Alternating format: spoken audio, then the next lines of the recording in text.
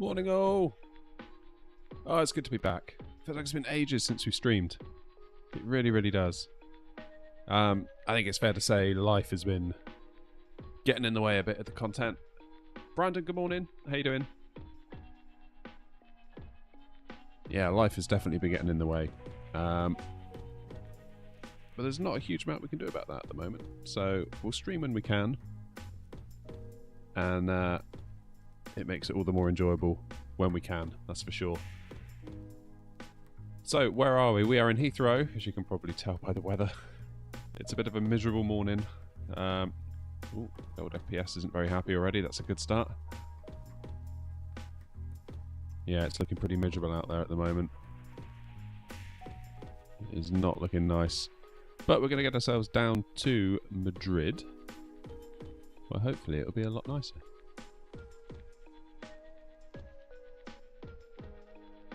Hey Kibris, nice to see you, good morning. How are you?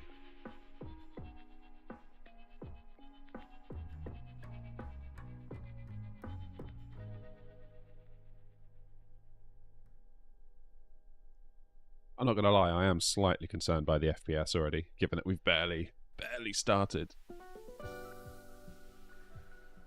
But that's okay, what can you do? I think what I'm going to do in the coming months is upgrade the PC and then potentially keep the PC I currently have and maybe try and do like a dual PC setup. That's maybe what we'll do.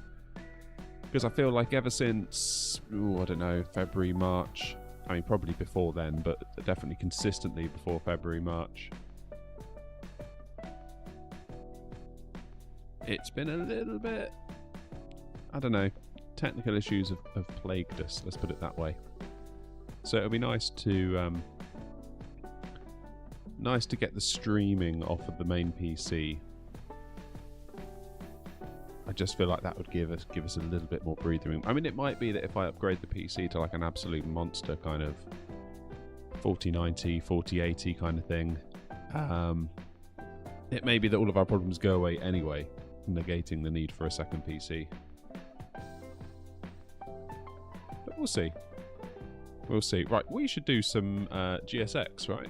Because we've paid a lot of money for GSX. This parking is too small for your aircraft. It's obviously not too small for the aircraft we're talking about. Right, let's request a catering service. We'll go for... Catering vehicles are on their way. that one, I guess. Salty's in. Morning, Salty. Right. Man, these frames are not good. Let's get the batteries on. First things first. External power. APU master.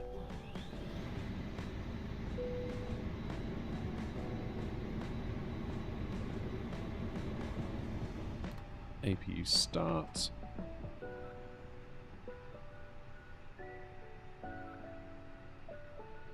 Yeah, that's the British summer for you right there. In a nutshell, isn't it? I don't know what. Every time I've gone on holiday in the summer, from the likes of Heathrow, Gatwick, wherever we've taken off from, it usually starts like this, and there's always that really satisfying moment where you kind of punch through the cloud, and then it goes to that beautiful blue sky. Then you feel like you're on holiday. It's like, yeah, we're going to the sunshine now.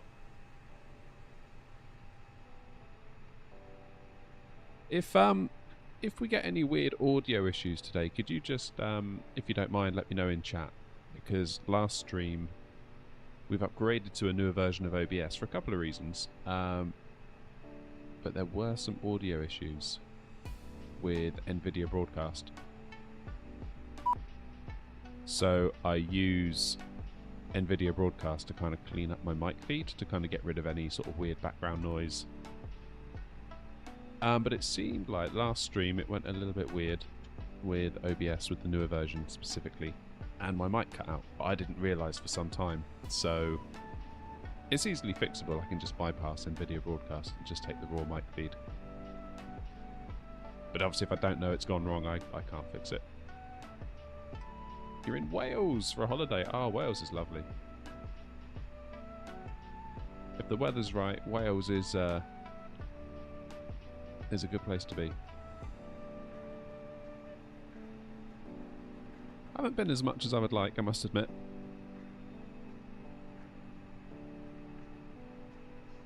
Okay, so first of all, let's get some lights on. It's dim in here. Let's get the navs on. 1, 2, 3. Cruise supply, oxygen, arm the lights, no smoking. Lights are on. Let's get some nav and logo lights on.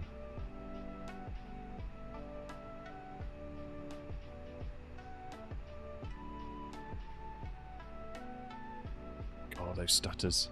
I don't like it. Right, GSX. I've got a horrible feeling. It's too small for your aircraft. It's not too small for the aircraft. What are you talking about? Right. Let's get some refueling on the go, shall we? Now, if I go to the outside view, my frame's going to completely die. Maybe not. Maybe not. So they're taking the catering food on at the moment. That's good.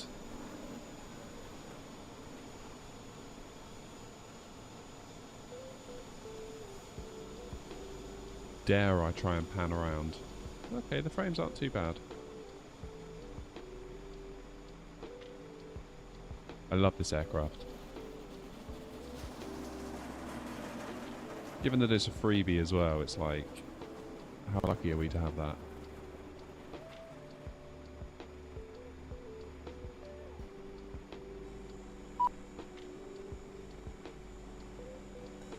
But this is what confuses me about GSX. Look there, it says, waiting for your action, close the service door. I have not done a thing.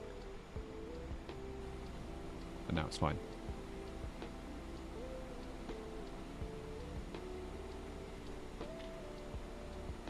So with any luck, catering will disappear and fuel will arrive.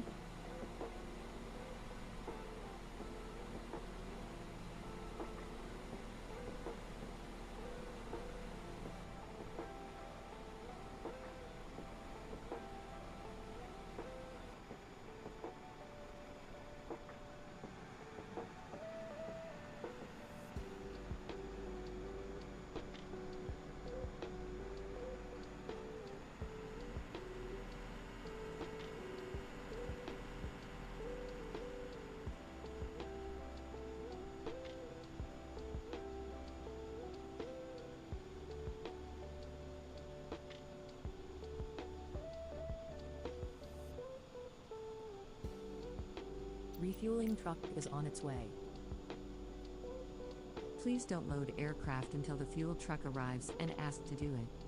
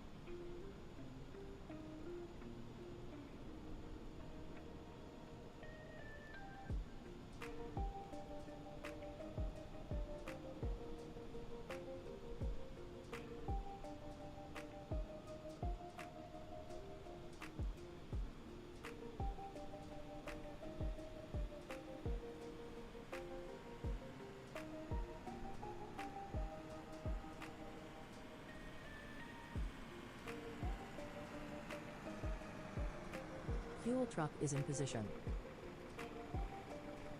Please don't load aircraft until the fuel truck arrives and ask to do it.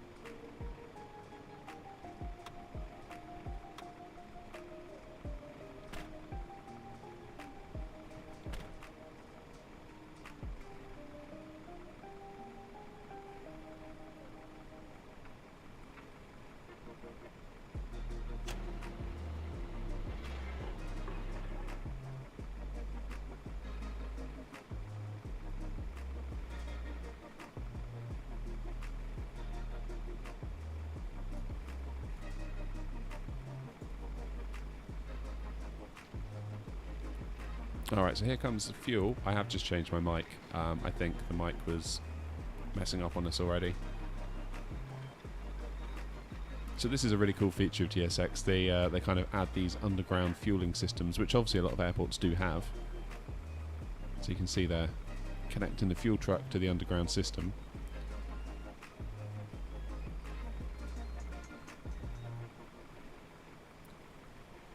Then with a bit of luck,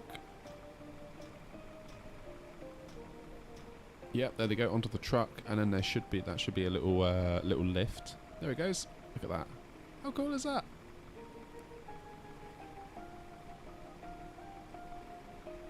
And then they connect it into the wing. So hopefully now we can hop back into the plane. Please use your airplane fuel system to set the desired fuel quantity. There we go.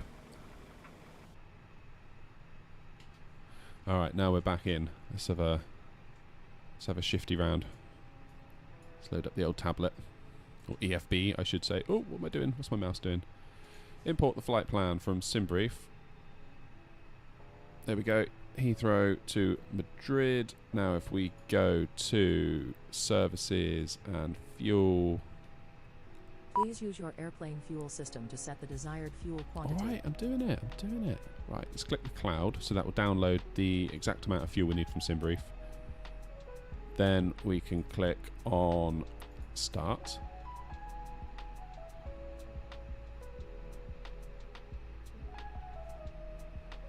And that should be that. Okay, now how are we going to do boarding? This parking is too small for your aircraft. Boarding requested.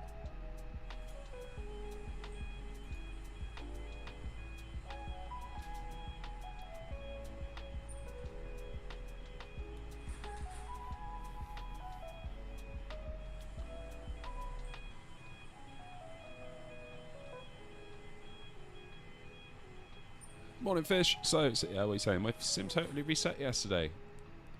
Had to redo all my settings and everything. Oh, yeah. So I had that a little while ago, and what it was, obviously I'm out in a garden shed doing all of this, and I ran some Ethernet from the house to the shed. So obviously that then connects into a switch in the house that then connects in turn to my router. And the switch that the Ethernet from the shed, where that connects to, is in our spare bedroom. And I just leave the switch kind of on like a tabletop. But we had some guests staying over. And I think basically the little green lights on the switch were annoying them. So they just turned it off. And I didn't realise. Went out to the shed, started the sim. It had no internet connection. Therefore it reset all of its stuff to default. Because it couldn't pull in my profiles, and then it overwrote everything, and then when it did connect, it overwrote what I had with the defaults, and it's so annoying.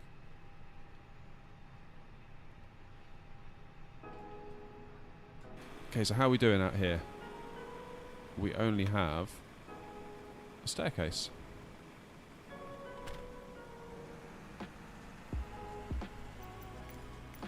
This parking is too small for your aircraft. Yes, I know. Right, so while GSX is going to do all this stuff for us, again, waiting for your action, open the cargo door. I am not going to do a thing, and I bet it will do it on its own.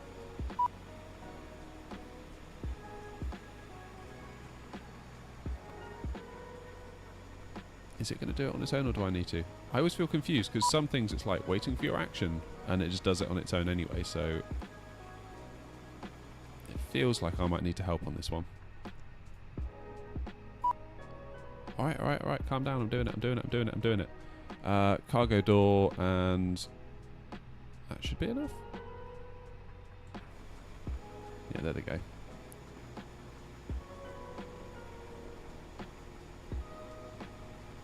How you doing, Hattie?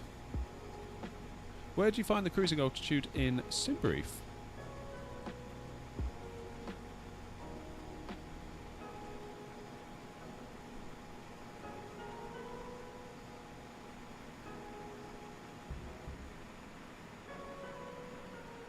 So once you generate the flight plan, it kind of gives you an initial altitude, and mine is set today at flight level 390.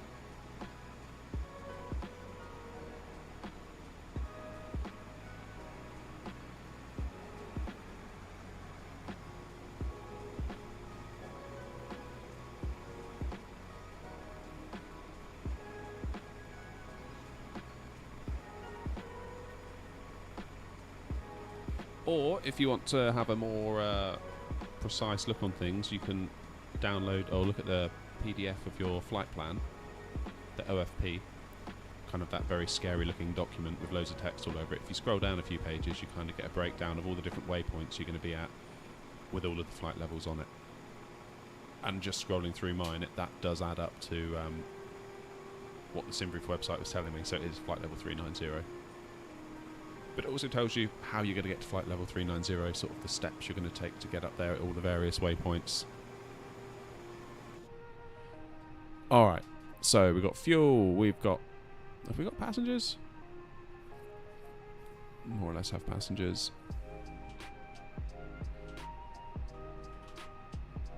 How are we doing up top? We can get our fuel pumps on. That's good. Let's get the APU bleed on. We should probably start looking down at the MCDU, which will brighten up a bit first because for whatever reason they come on very, very dim to start with.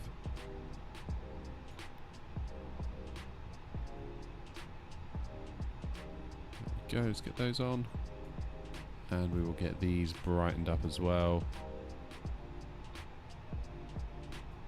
Let's do the first officer's side just in case I decide to be lazy and look across at that side while we're in cruise or whatever. Okay, let's go to the ATSU menu, the AOC menu, init pres, doing a init data request. There we go, so we should be 1 hour 48 in the air. That's good. If we go to init request, FL temp minus 52, remember that. Remember that.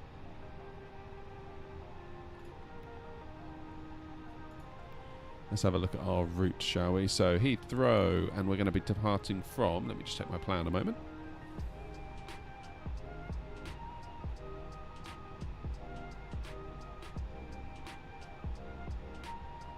Two-seven right.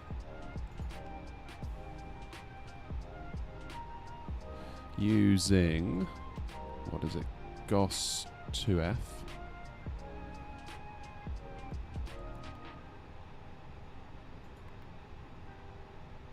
Then into Madrid. Arrive on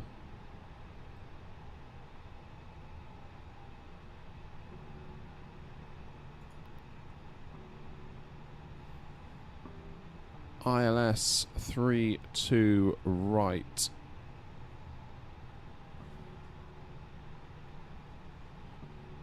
So let's do that one there. And the NON T3C.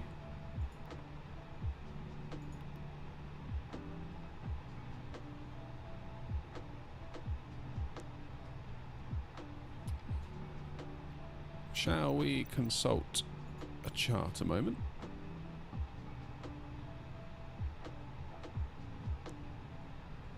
Okay, let's import our flight from Simbrief. That'll be the one.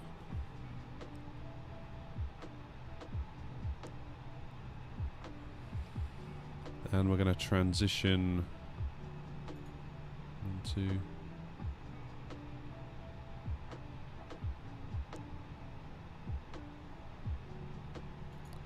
transition on FAFAC.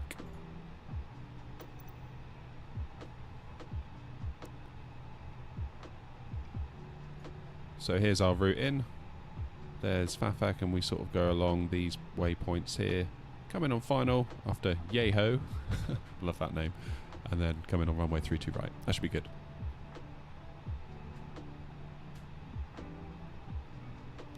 Hello, Nicholas. Welcome on in. Nice to have you. I'm very well, thank you. Hope you're doing well too. Alright, let's insert that. I'll probably get rid of the charts there for a moment.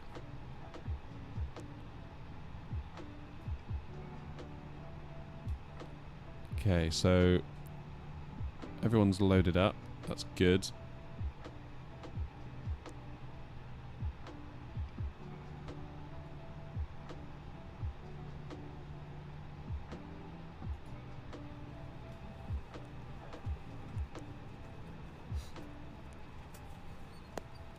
What's going on outside then? Are they finished? Boarding completed.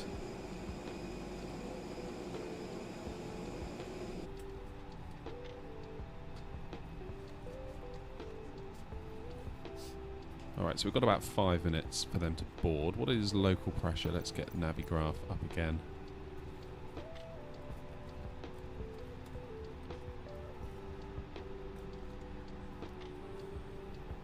Airports, LHR, weather. Wind is 230 at 8 knots. Okay, so that's fine.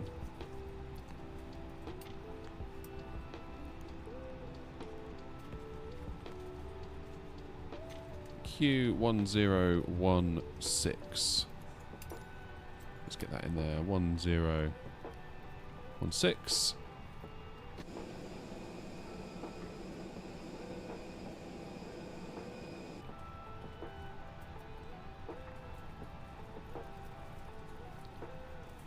Let's just have a look at our plan out of Heathrow.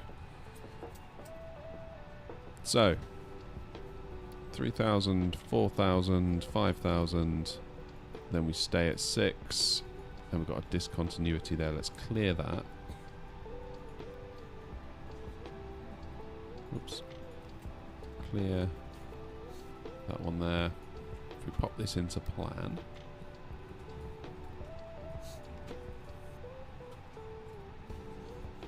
So here we are at Heathrow. So we're going to head on out. Then start heading to southwest. Headed down to the coast. Then we go down and down and down.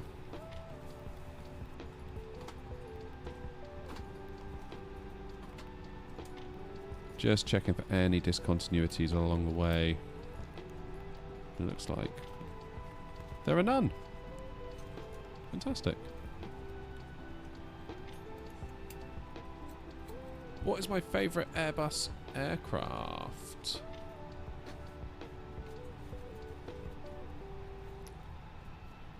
Felix, did Nightbot just get you with the spam? I need to, like, get Nightbot to chill out, I think. Sorry, Felix. Sorry. My favourite Airbus aircraft. I mean, on the sim, I really like the A320neo, so the A320.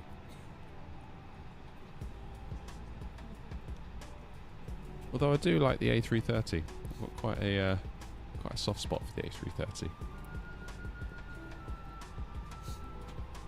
Yeah, sorry about that, Felix. I guess it's set to a really strict setting, which is a bit weird, but.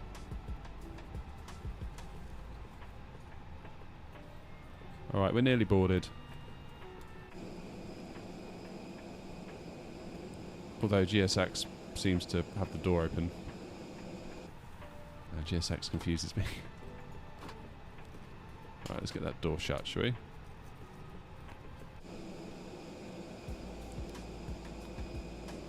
What a yucky day!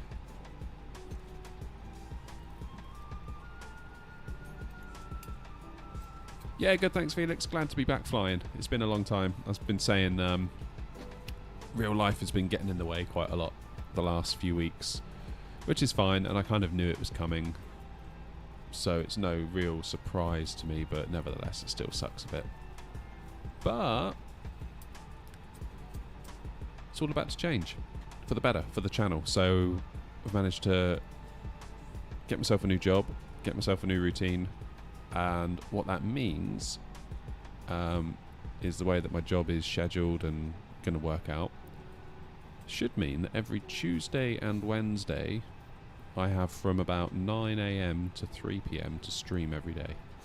So we can do some real kind of longer routes. I mean, not super long haul, obviously, because we're still limited to 6 hours, but we can go further, we can spend longer, we can take our time. We don't have to feel that time pressure where I used to have to rush out the door at like 12:30.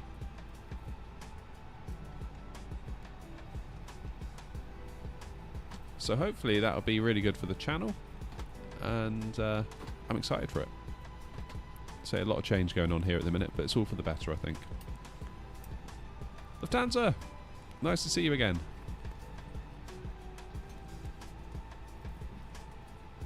How's the flying going? Well, we haven't really started yet, Felix, but we'll get there.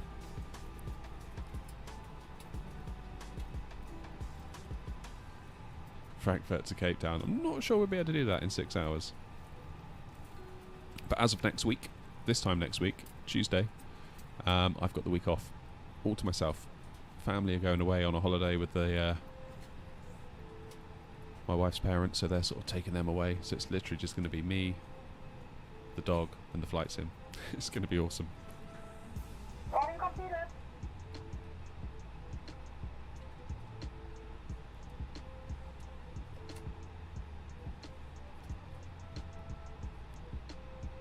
So Lufthansa, we are going down to Madrid today from Heathrow. GMMN, where's that? I must admit I don't know all the airport codes, so when people say airport codes at me I'm a bit like, what? Unless it's one that I know. Right, boarding is completed, that's good. Ladies and gentlemen from the flight deck, on behalf of myself, your captain, the first officer and cabin crew, I'd like to take this time to welcome you aboard our flight.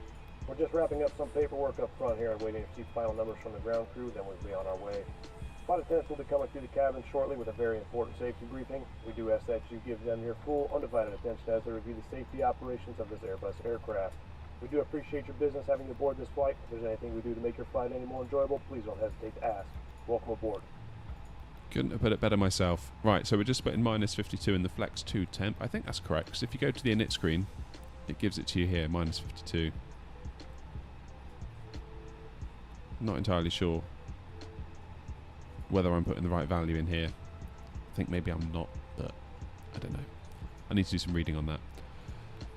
Okay, V1 is 141, 143 rotate, V2 149. So let's do 165 up here at the very least. And we'll do 6,000 in the window because we're going to be held at 6 for a little while as well. Local pressure is on, put the constraints in there. No worries, Felix. And I think it's almost time for us to think about a pushback.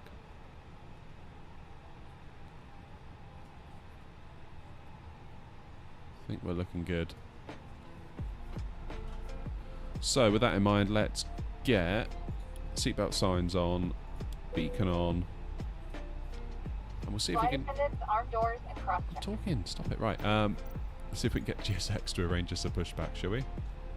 So really we want tail... This parking is too small for your aircraft. If you say that one more time, you're getting uninstalled. Right, we want tail to the right, nose to the left. Boarding completed. Prepare for pushback and departure. Here we go. Do you do long haul flights? Nicholas, not at the moment. Mostly because of time constraints. However, like I was just saying, starting a new job. Captain, we are ready for pushback. That's all going on now. Starting a new job in the coming weeks, which will open up a couple of days in the week, Tuesday and Wednesday, where I can stream for about 6 hours potentially.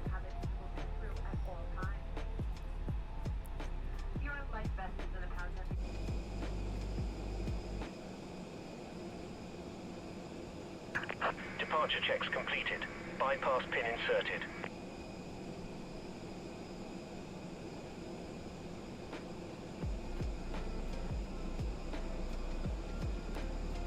RIP those stairs.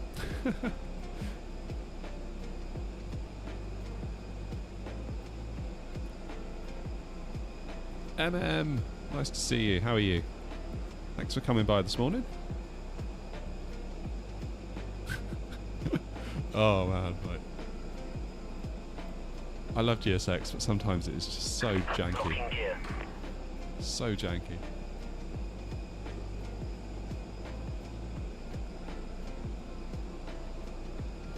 Gatwick to Orlando. Nice, Harry. As in, for real or sim?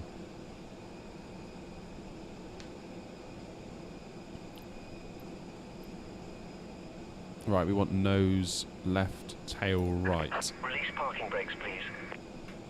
Commencing push. Parking brakes released. All engines clear. Start at will. Thank you very much indeed.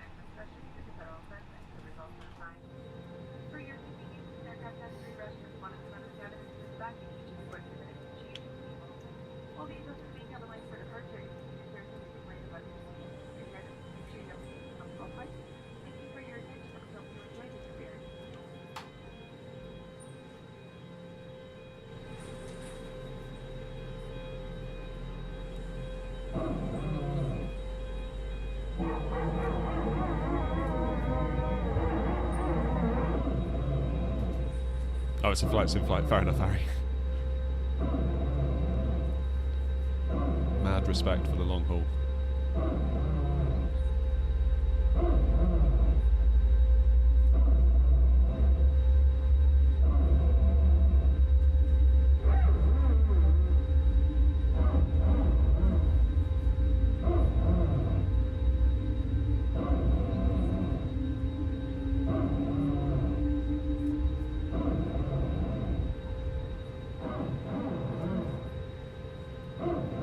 Love that sound.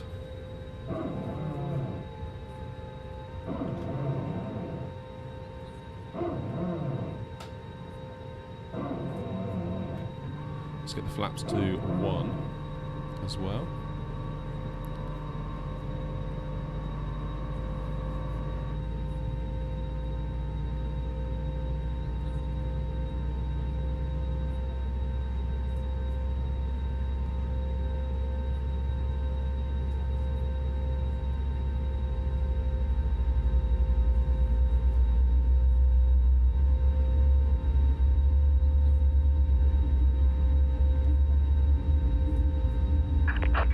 Parking brakes. Waiting your confirmation for a good engine start.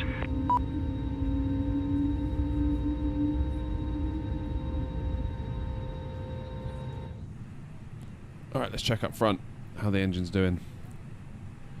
N1's looking good. N2...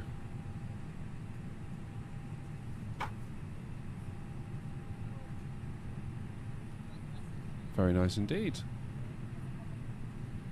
Right, GSX, where are you? Cockpit to ground. We have a good engine start. You can disconnect.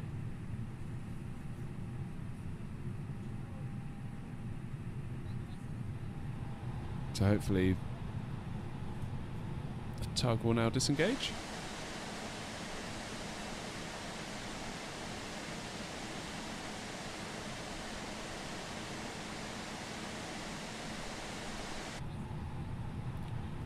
Superb. Right, auto brakes max. Unlocking gear. Get the engines back into normal. Arm the brakes, predictive wind shear on. Lock the doors. Let's get the taxi light on. Tow truck disconnected. Bypass pin removed. Left is clear, right is clear. Get rid of the APUs.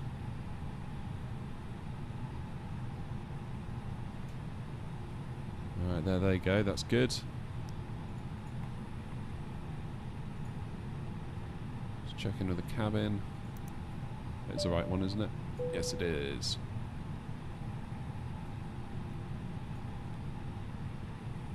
Heathrow to Charles de Gaulle? No, that would be fine. Nicholas, that's barely an hour, isn't it? Could probably go there and back like 3 times. Maybe twice with all the turnaround stuff going on. Right. Let me know, does the sound weird when I do this? So I've got the yoke cam on. But I remember last time we did that, the sound went a bit funny. I have changed some stuff. So I'm living in hope that that's fixed it. Are we getting like any weird echoes, or you hearing me twice, or is there a delay or anything like that? If not, that means I fixed it.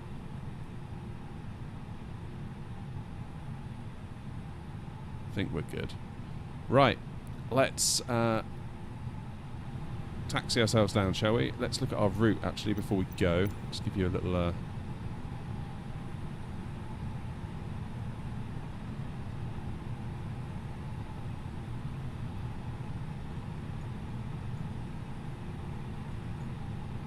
So here's us. So we are currently on taxiway Bravo, so we're going to keep going down on Bravo. Stay on Bravo, actually, all the way down. And then we got 27 right coming up. We can actually remain, maybe switch to Alpha and then jump on at Alpha 3. So that's the plan.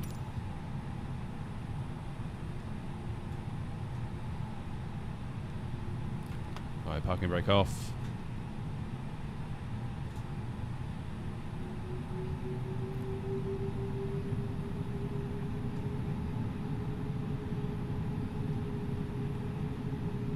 It slowly does it.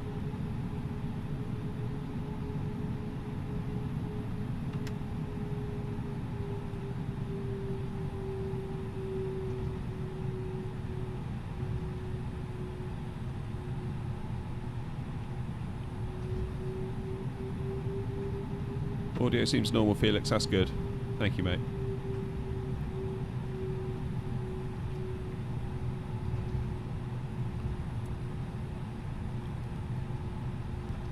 You forget what a big old bus this is. I say it looks like an A320. It behaves like an A320. The systems are so similar to an A320. It's not until you start flying around in it and moving, especially on the ground, it feels like a cargo ship. It just feels like your inputs have that little bit much more of an effect. It reminds me, actually, we hired a canal boat years ago for a holiday.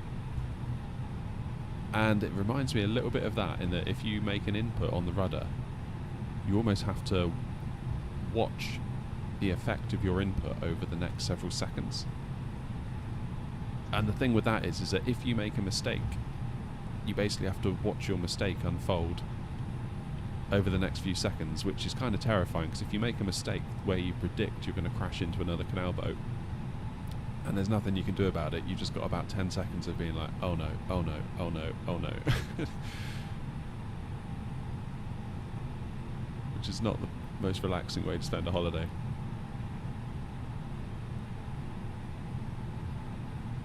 Here we go. So continuing on Bravo.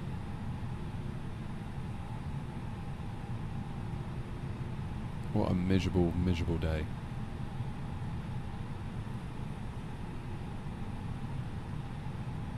Also, I just want to say a massive thank you to everyone for the 5,000 subs.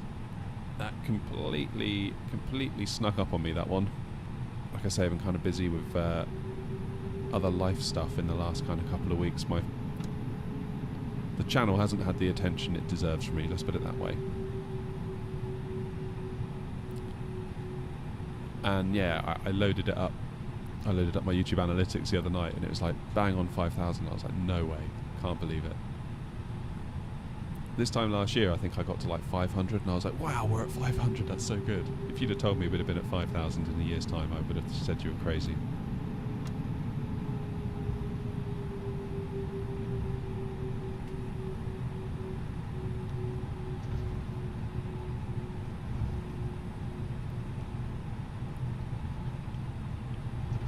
It's weird, like it's so nice to see the sub number going up, but at the same time, I kind of have to think to myself, it's not about that. It's about the flying, it's about the community, it's about sitting here chatting with you all.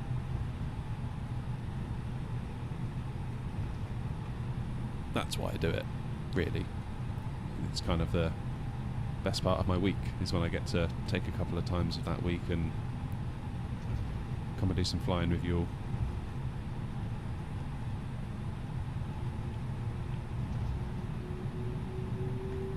What's my favourite Boeing aircraft? Well, in terms of the sim, I'm only really used to flying the 737, because that's kind of all we have that's from PMDG. I'm very much looking forward to the 777 from PMDG. And I'm very much looking forward to the 747-400.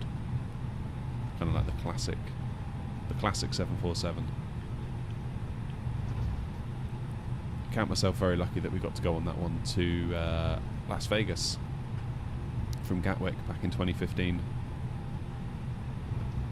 The Jersey Girl, as they called that plane. I don't know if you all remember the Virgin Atlantic TV advert where I think it's set in the 80s and it's all like doom and gloom, miners are on strike, everything's bad. The colour tone of the advert was like grey, everything's awful, you know, in the airport at the newsstand, and then the Virgin Atlantic crew come kind of strutting through in their bright red outfits, and the pilot's like super cool dude looking pilot. He's sort of winking at passers-by as they sort of strut through the airport. And right at the last bit of the advert, they cut to a 747, and you get to see the little. They sort of put like a flying lady on the front of it, don't they? On the nose of their aircraft, with the name of the aircraft underneath it, and it was Jersey Girl. So I was really pleased that we got to fly on that plane. That was awesome.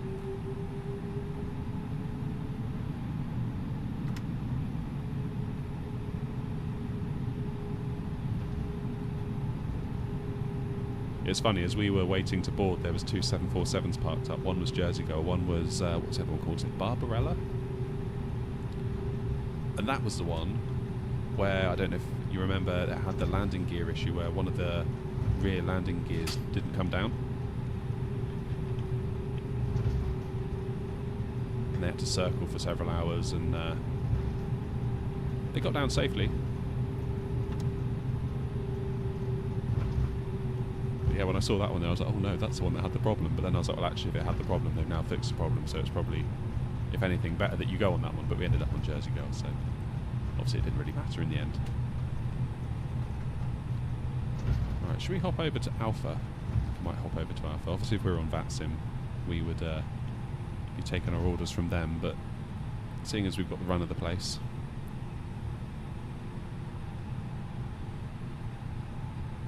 have a good flight, Felix.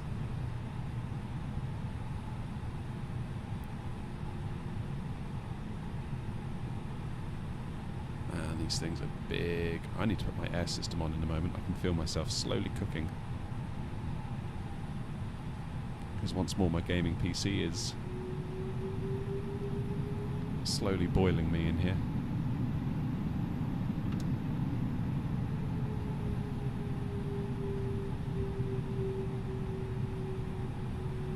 I've got to do something about that. I might make a video about it, actually. I might film myself doing the work, because I've got a plan, and it may not work out at all, but I think it could be a moderately entertaining video. Just trying to think of the title. Idiot attempts to use power tools was one that I thought of.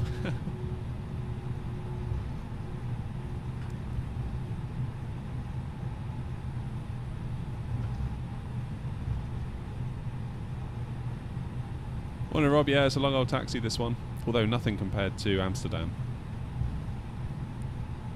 You can genuinely spend longer taxiing over there than you do in the air if you're not coming from far away, like Newcastle or Stansted, something like that. Unfortunately, it's the wind that quite often dictates the direction of takeoff and runway and all of that. In fact, let's just come to a stop here. We'll see where we are on the map.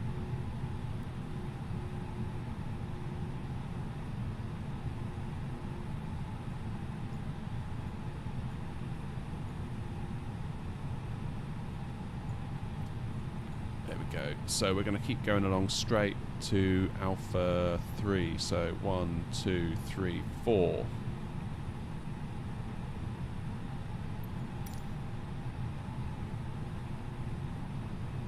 And weirdly, the taxi lines are a bit weird here.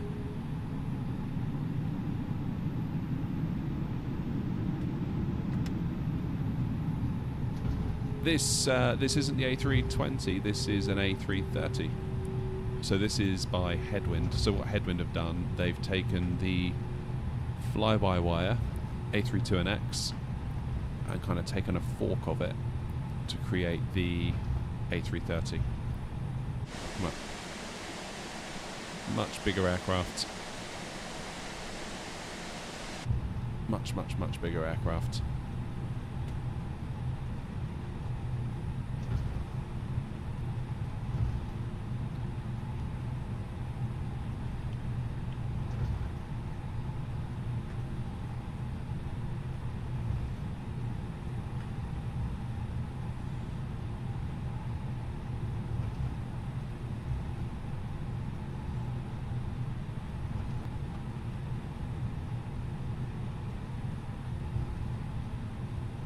No, it's not, Felix, you're right, but it's for a freebie.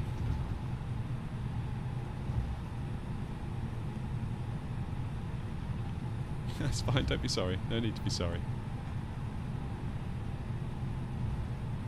Alright, so we're going to take the next one.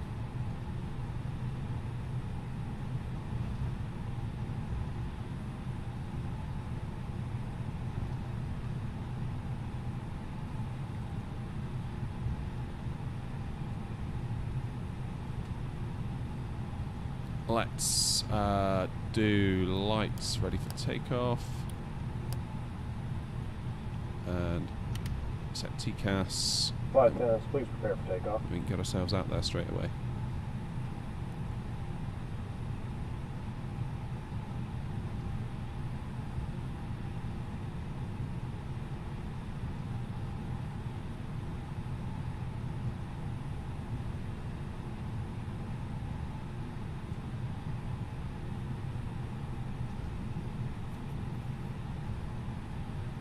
Oh, there's that bump.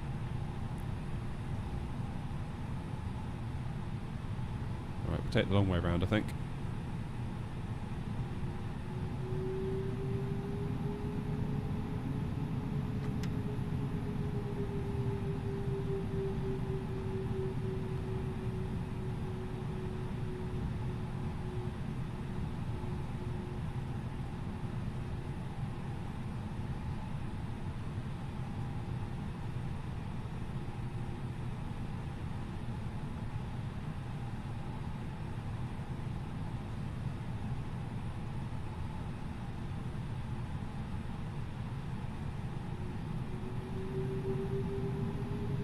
So we don't actually have to follow these yellow lines, it's only for departing aircraft departing the runway.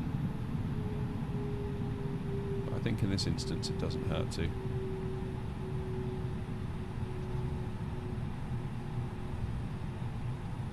Right.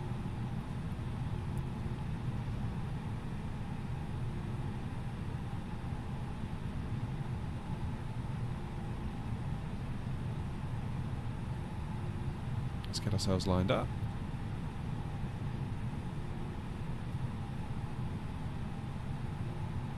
Let's do the parking brakes for a moment. Let's just double check we've got everything. So, lights on. Everything's looking good up top. Auto brake set to max. Let's check the takeoff config once more. Is normal? Yes, it is. Beautiful. Right. Parking brake off, holding it on the brakes to about 40% N1.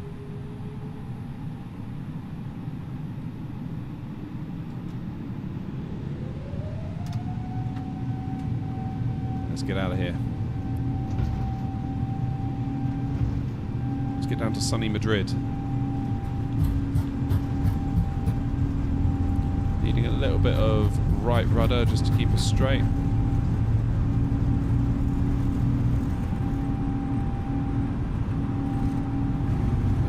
Let's go.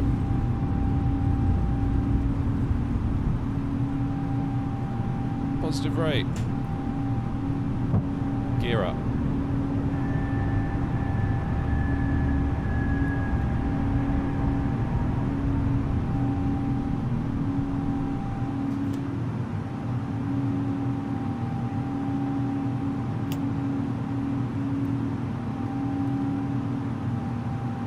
A little bit of a left turn coming.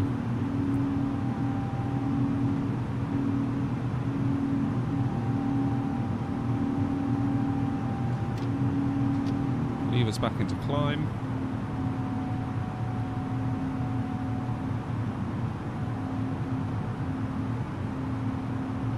Let's start our left turn, shall we?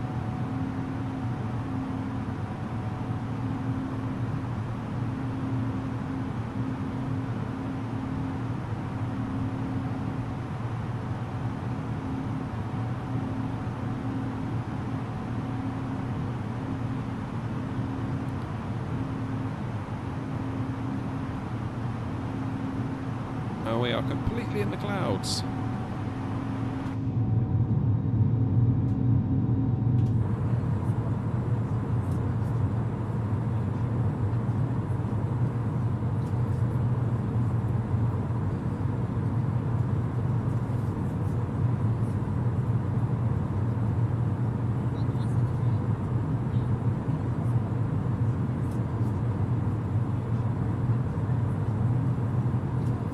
Let's punch through those clouds.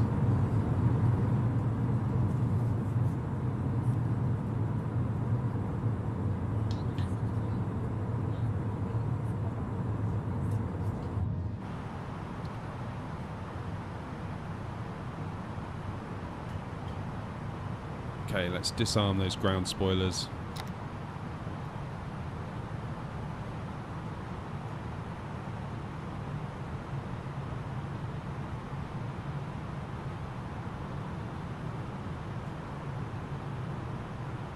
Oops, there we go. Let's get the screen's a bit nicer.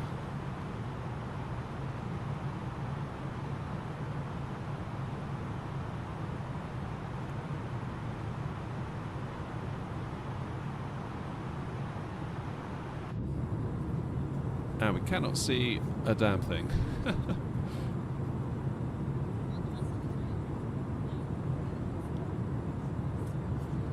Sorry chat, I realise there's quite a few messages that I've missed out on while I was concentrating there doing the first little bit of flying.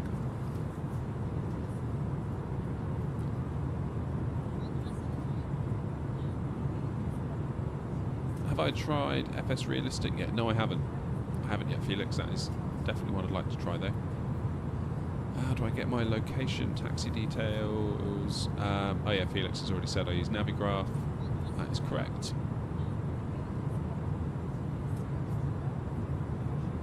How long will this flight take?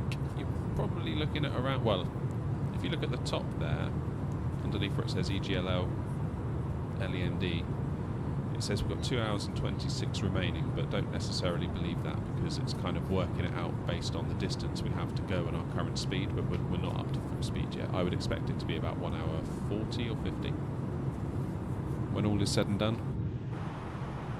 Ah, we're turning. See anything down there?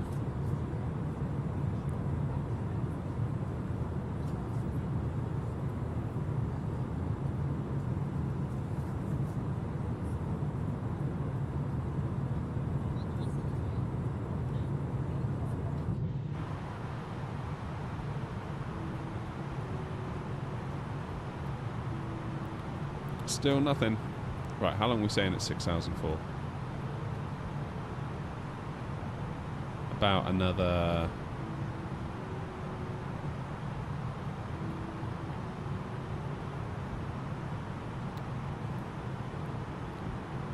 till Gossi.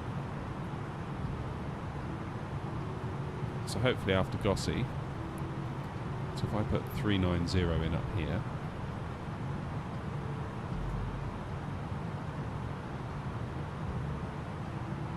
hopefully the plane will keep us at 6,000, which it is because it knows we can't go above that yet.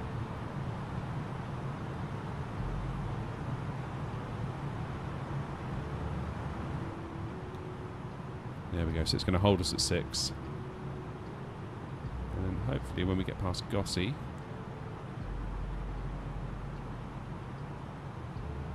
you're from India, so you really got to go. Totally understand. Yeah, time zones must be vastly different. Appreciate you coming by the stream today anyway, it's nice to see you. Hopefully we'll catch you again when we're live soon. Morning Sherman. I should almost should say good afternoon. 4 minutes to 12. Right, I'm going to let us get past, I know it's like shouting at us that we should be going into standard, but I'm just going to leave it at 1016 until we actually climb through 6, because I've had it before where it starts acting really weird. Why don't I use MFS, Microsoft Flight Sim ATC? I find it generally not to be that good, to be quite honest with you. And I'm going to be getting into VATSIM soon, so it's kind of feels a little bit pointless in some ways.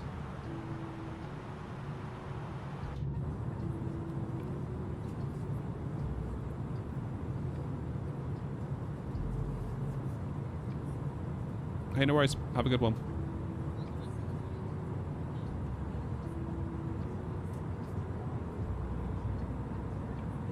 That sounds like some engines spooling up.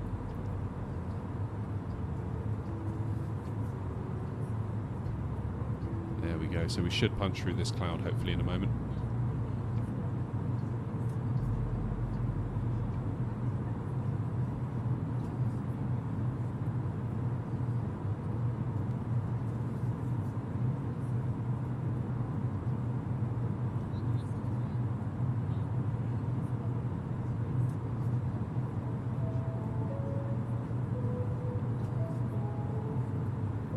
Appreciate it, Felix, but any software I use I would have to buy.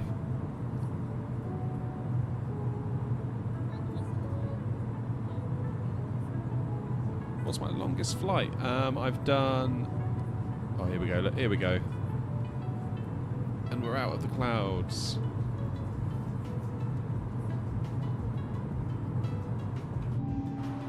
Whoops. Okay, so let's do standard pressure now. Whoops, wrong button. There we go, standard.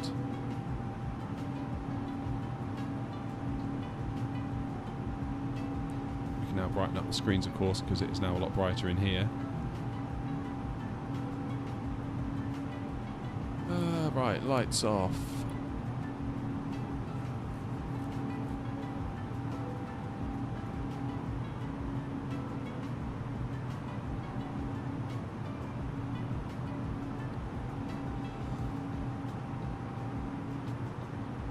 Let's get the map on for you all. Right, I'll be right back. I need to go and put on my air system because I am boiling in here. Back in a mo.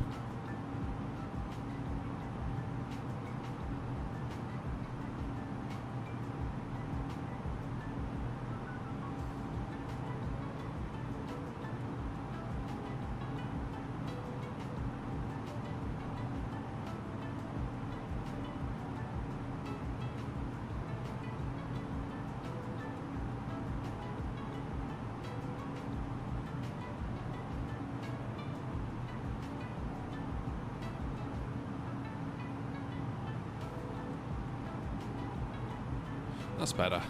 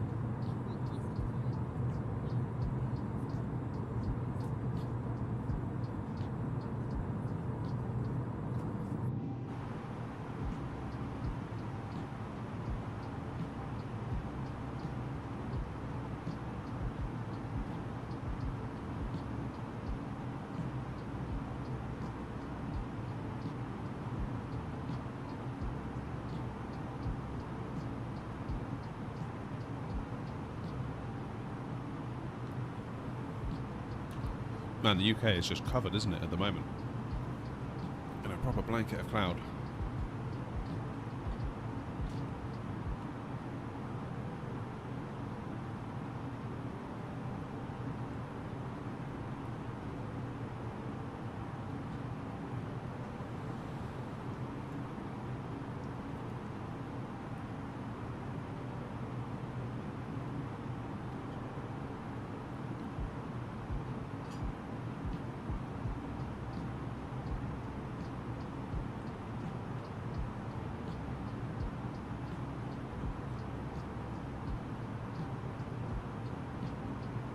How do you turn off aircraft systems on an Xbox controller?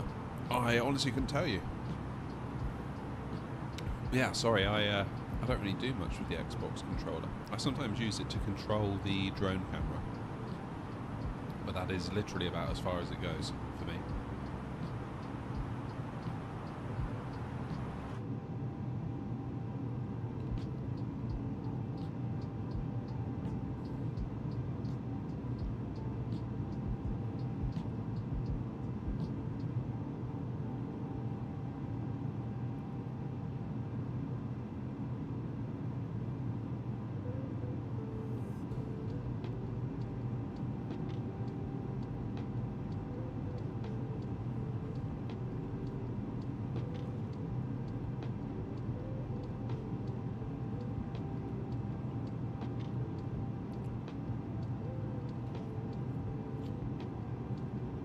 So not that you would be able to tell, but we are just leaving the coast of the UK. I don't know if we can actually see if I change the view.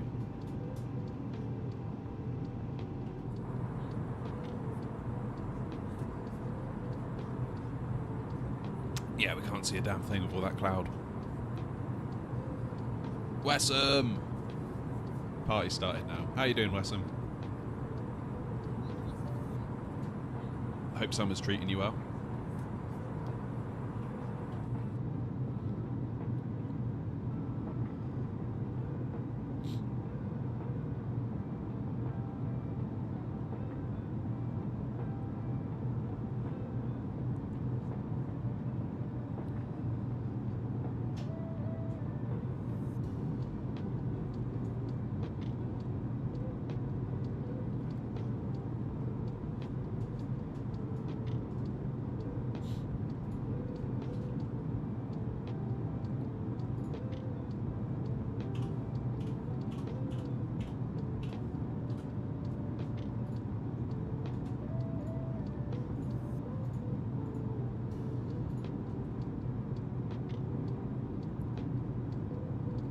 Currently flying Minneapolis to Anchorage. Oh, you got the 900. Of course you did. I remember you buying that. What would you say the differences are, Wesson, between that and the 800? Like, now you've had it a while.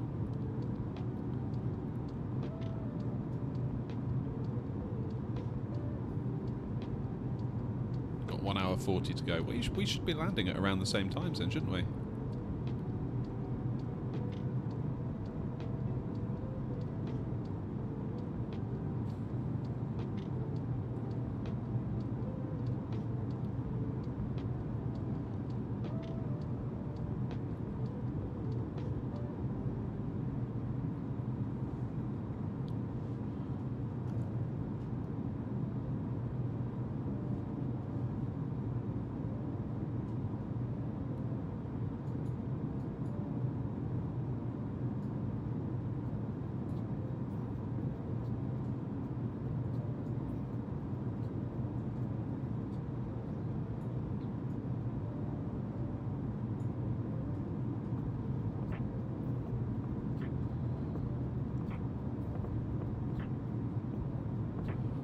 Is that the clouds beginning to break?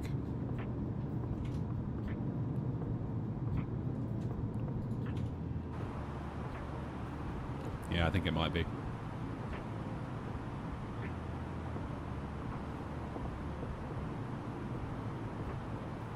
Have I ever wanted to try shared cockpit? I don't know. I don't know. Could be interesting, couldn't it?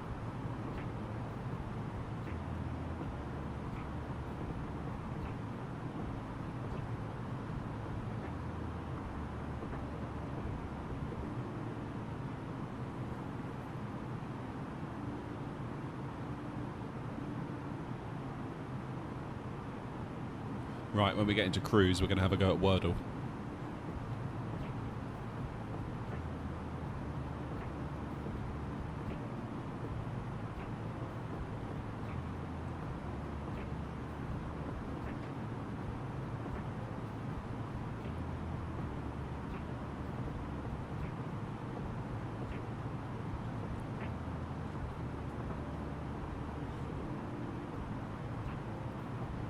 So we've got top of climb in about 40 miles.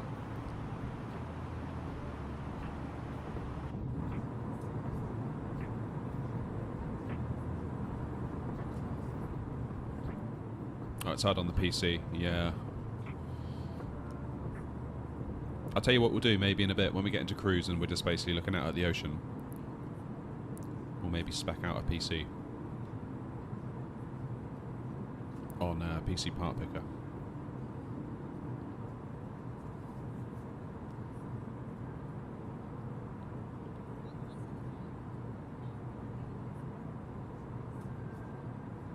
Because I feel like something's got to give.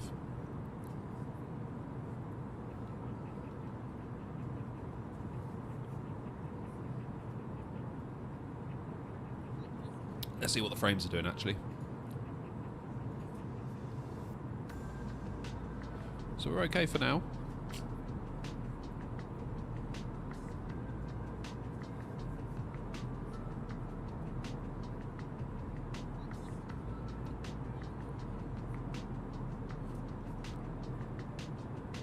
So since moving back to DX11, my frames have been so much more stable. And I think the main reason is because if you look at the RAM usage, we're at 4.1 gig out of 7.09 gig available with VRAM. And when I go to DX12, it just gobbles that up. So I think then the CPU is busy constantly transferring stuff in and out of system RAM to VRAM, and then it just becomes a massive bottleneck for it.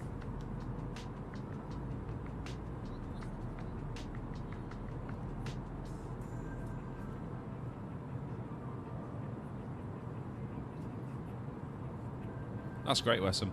I think the problem I've got is that I'm on a 60 Hz TV. So unless I'm on something that is clearly divisible by 60, i.e. 30, I'm going to get weird tearing issues.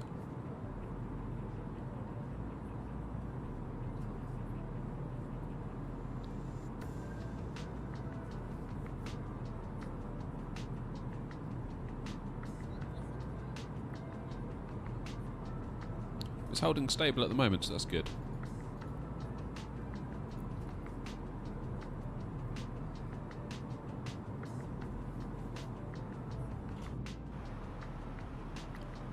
There goes those clouds. So how are we looking? Coming up on 37,000. About 15 miles stop a climb.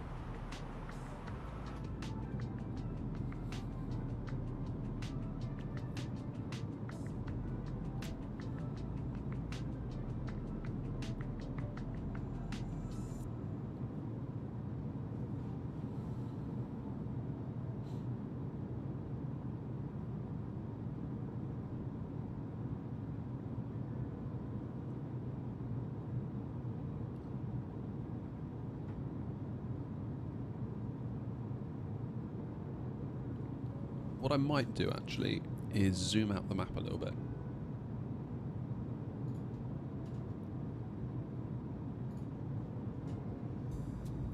Now, which way do I go?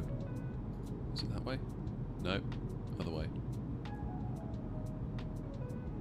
That's a bit better. We get a bit more perspective then, don't we?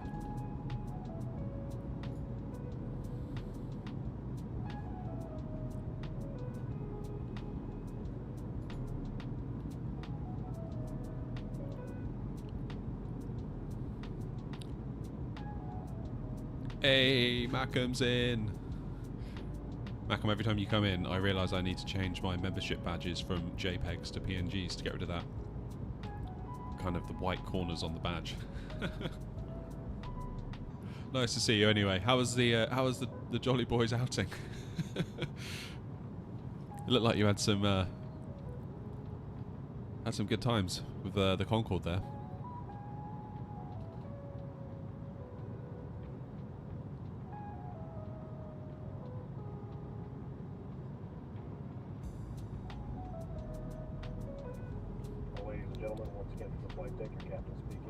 Just reached our cruising altitude for the flight. As it begins to settle in, I do want to remind you to please keep your feet and elbows clear from the aisle as the flight attendants will be coming through the cabin with galley cards shortly. Also, one more reminder to please refrain from congregating near the front galley where the flight deck door is located. Thank you. What are your ground textures currently set to, Wesson? I think mine are at 100 at this time because I had some issues, so I lowered it. I generally like to try and aim for 200, but yeah.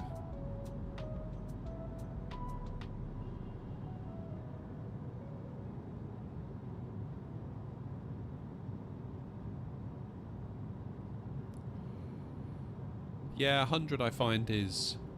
100's that weird one, isn't it, where it generally runs okay, but you always find yourself wishing it looked a little bit better. One thing that I found out was, that was quite interesting, was the, not the terrain level of detail, but the object level of detail. If you increase that, it can actually be beneficial rather than slowing you down, providing that your PC can handle it in general. Because that increases the radius from your aircraft at which things are rendered in.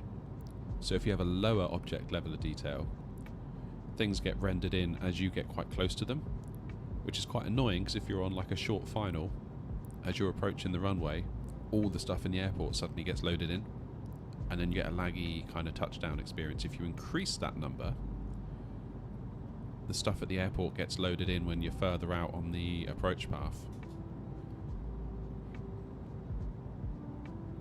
So it means as you get closer and you get to that more critical stage of the flight, you should get a smoother experience.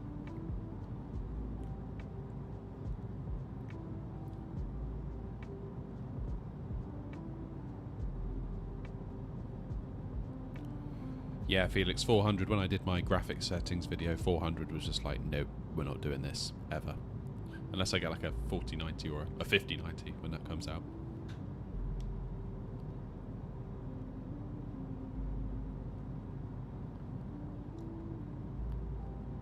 Yeah, I've heard that about the dev mode, Felix. That's really weird. I don't really know why. I don't know why at all. That is very strange.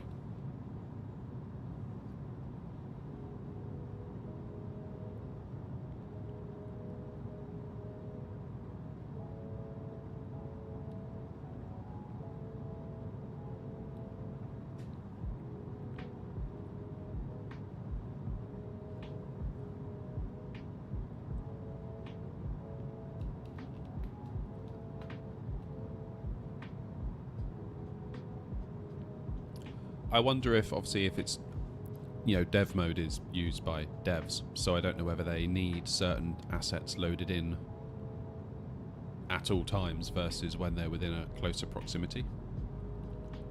Maybe that's what it is.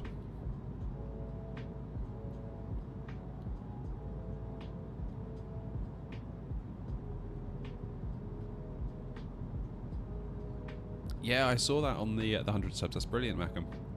That's fantastic.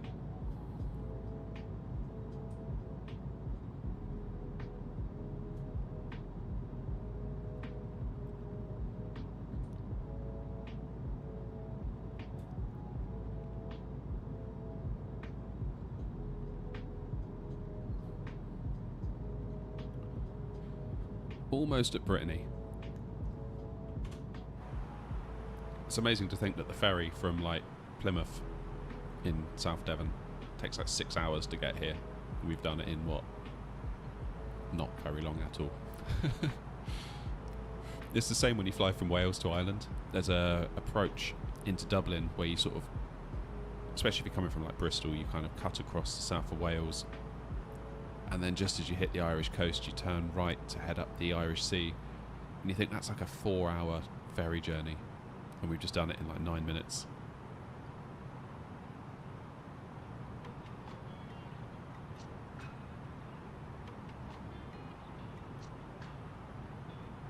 I'm still a little bit unsure about the Flight Sim 24. I keep hearing some people say that the performance is going to be better optimized, the performance will be better.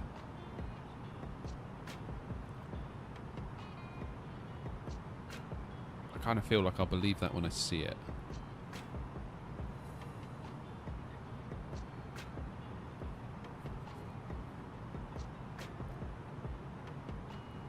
Because sort of thinking about what the sim is and how the sim has to work, everything that happens in the sim is almost sequential.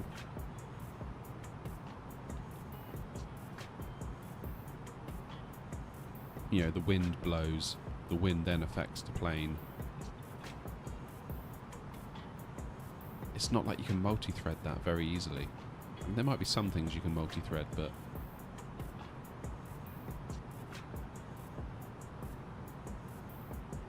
you can only really multi-thread something if the result you're expecting from the portion of code you multi-thread, so you send that off on another thread, you can only really do that if it isn't kind of time critical. And given that games are so kind of like real time and everything is kind of on a clock, everything's ticking constantly in order,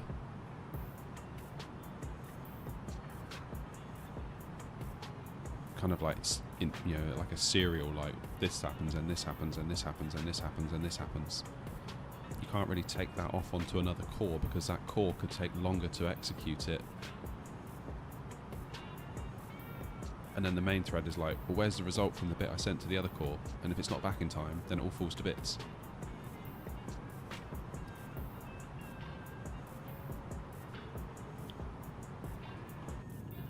That's a tricky one.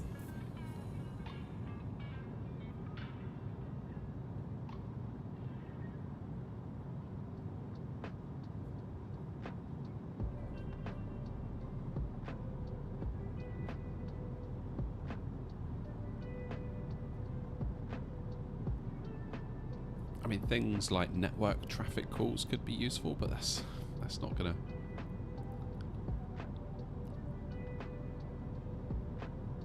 I've said it before, but thinking back to an iPhone app that I wrote a few years ago, I had everything running on the main thread, and then I would make a network call, so the app would go off to the internet and download an image, and then display that image in the app. And while that was happening, while the network call was going off, downloading the image onto the phone, that might take like a second and a half, the entire app would hang because it's waiting for that operation to complete before it can do anything else, including like scroll or show any sort of animation in the user interface. So that kind of thing you would multi-thread, because you send that off to another thread. The main thread can keep the app working. So if you scroll, the app scrolls on the main thread. All the while, that image being downloaded is happening on another thread on the phone. Then when it's finished, it comes back and says, hey, main thread, I'm finished. You can display the image now. And it does. So to the user, it all appears fluid. But in a sim, I don't see how that can really work. Because it has to be always on the main thread. It's like always like cause and effect in a sim, isn't it? This happens and that is the result. This happens and that is the result. The wind blows, the plane gets pushed to the left. You pull back on the stick. That then affects the movement of the plane. You can't really multi-thread that stuff. So I don't know.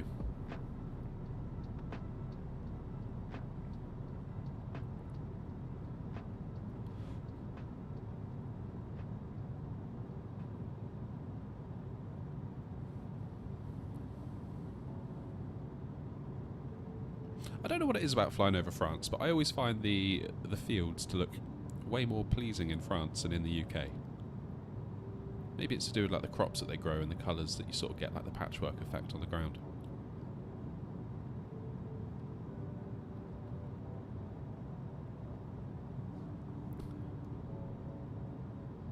Oh, Nicholas, I'm so glad you asked. Let me just put a link in the chat.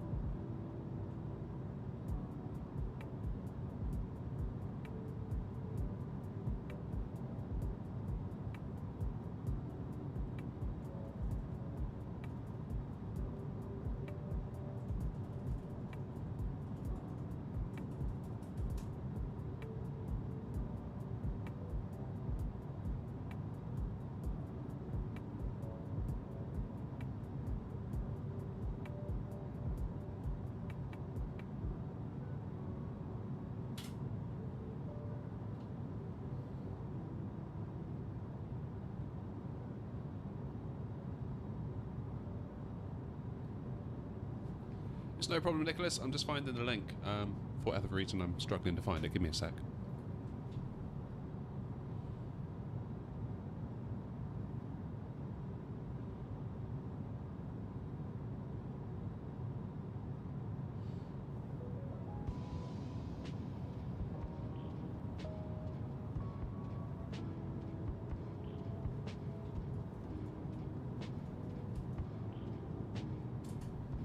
There it is.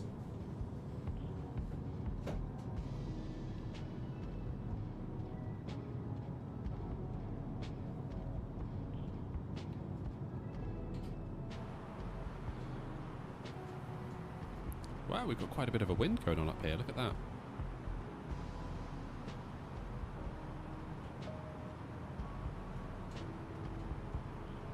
Alright, we've got an important job to do. Got today's Wordle to do.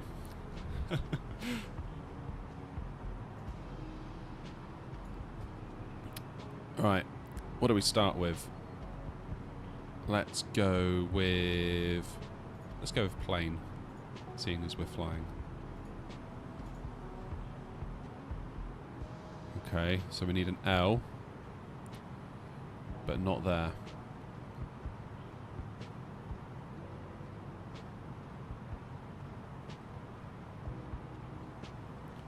Okay, if you know the answer to today's Wordle, I would appreciate it. If you don't tell me, just FYI. Where else could it be? So it's not an A. We're going to need a vowel, aren't we? So we need to do an O or a U or an I. What about skill?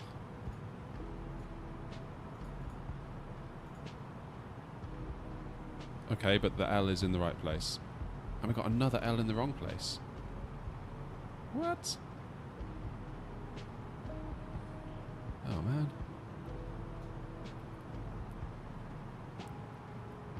What could it be?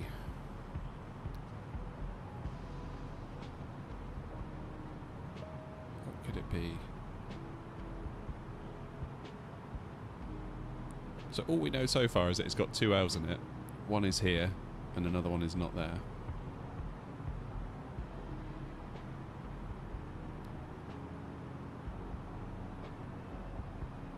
Plant. Can't be plant, Felix, because we've got two L's now. Oh, look, we're turning.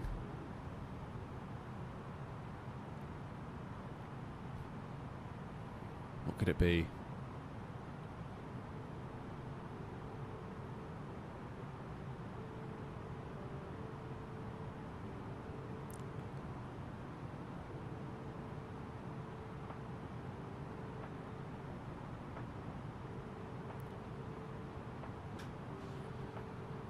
Come on, chat, I need your help here. So that L can't be there. If it were there, what could it be?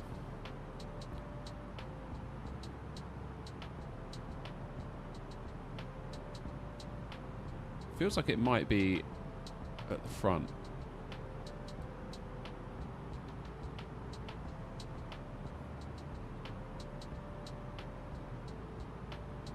Tails? Could it be? No, it can't because it's not an A, is it?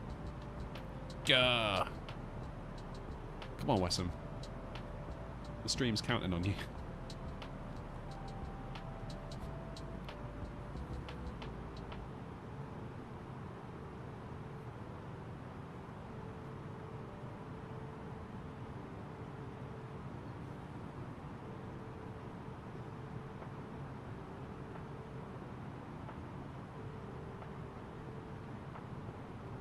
It's not an I. It's got to be an O or a U in there somewhere, hasn't it? So the O and the U.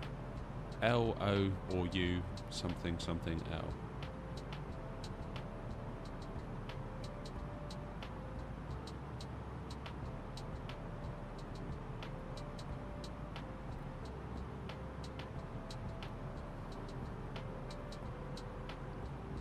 Alright, just so we're all clear, if we don't get this, it's Wessam's fault, okay?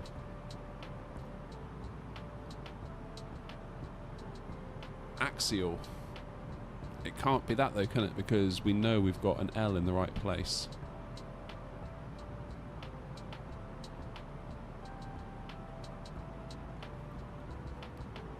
We're going to cross the Bay of Biscay before we figure this out, aren't we?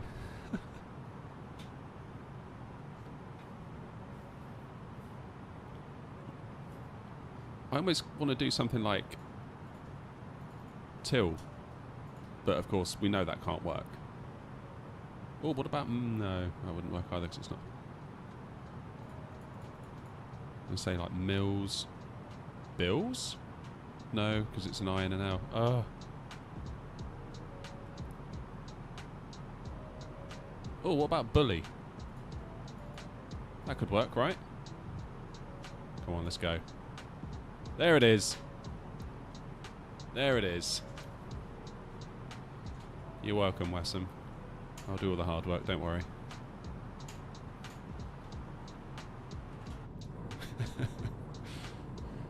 We did it.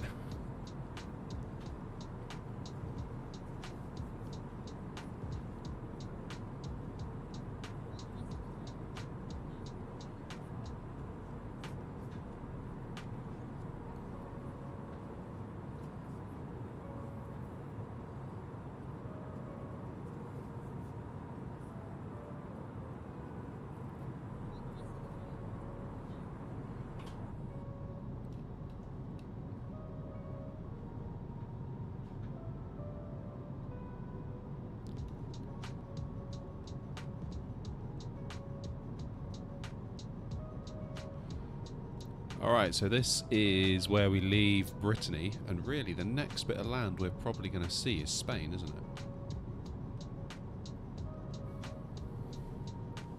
Where are we going to make landfall?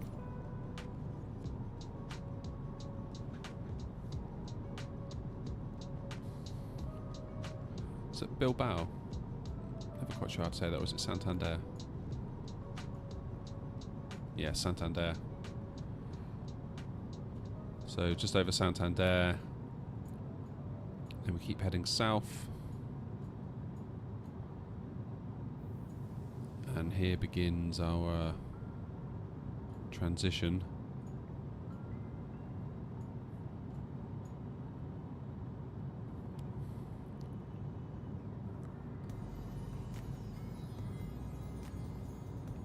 So if we need to go around, can we put go-around plans into this plane or not? I'm not sure we can we?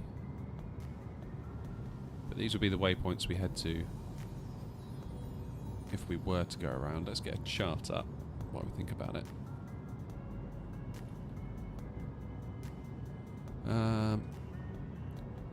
Charts.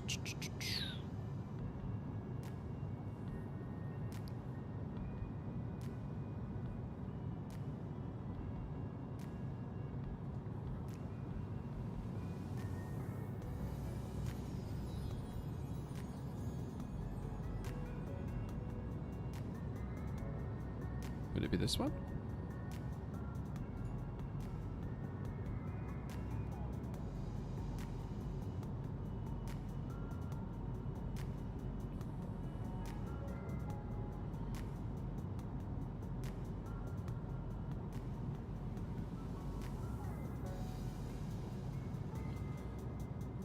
Yeah, I think we're going to have to do that, Felix. I'll be honest, go-arounds isn't...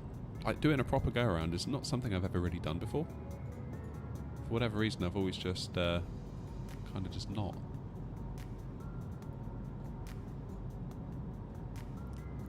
Right.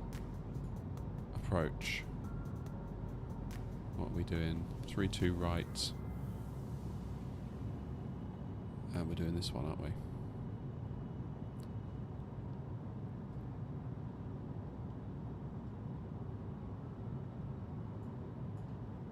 Okay, missed approach. Climb on runway heading to D5.6 MBB and 5.6 BRA. Now this, I've got to be honest, this is where I start to get a little bit unstuck. So distant, I guess where it says D5.6, that means distance of 5.6 miles.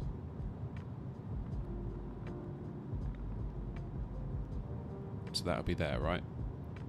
So what is MBB and what is BRA? That has to be...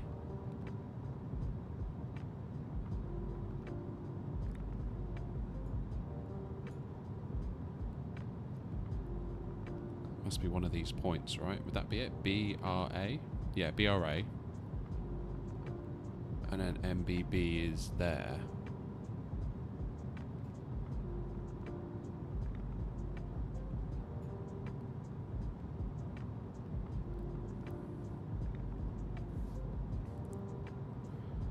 So how is that 5.6 from there and there? Because this is further out, right? Or am I missing the point entirely?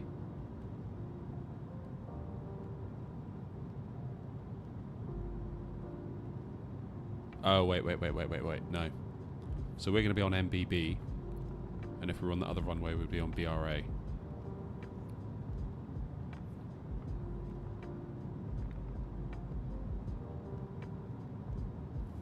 On VATSIM, they will just vector you around. It's pretty easy. Yeah, it's funny. I was doing an observer flight on VATSIM, and I was following someone into Frankfurt, and basically they had to go around. And I was like, oh, blimey, right, let's get the charts up. And actually the controller was just like, turn left, heading 170, 3,000 feet. And I was like, oh, that is so much easier. I'll just do as I'm told. Okay, so we climb on 5.6 miles out. Then we turn left on 290 degrees to D11.5 BRA, which is from that one, okay. At 4,000 or above, then turn left, maximum 220 knots to intercept R... what did it say? Intercept R057 NVS. There's NVS. 057, so it'll be that one.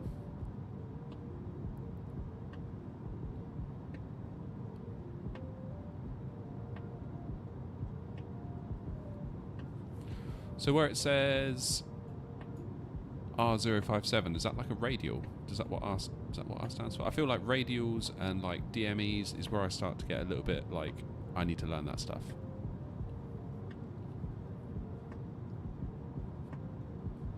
I guess the radial would make sense given that the radius that we're doing. We're sort of doing a radial turn there. I don't know, I could be way off on this, to be perfectly honest.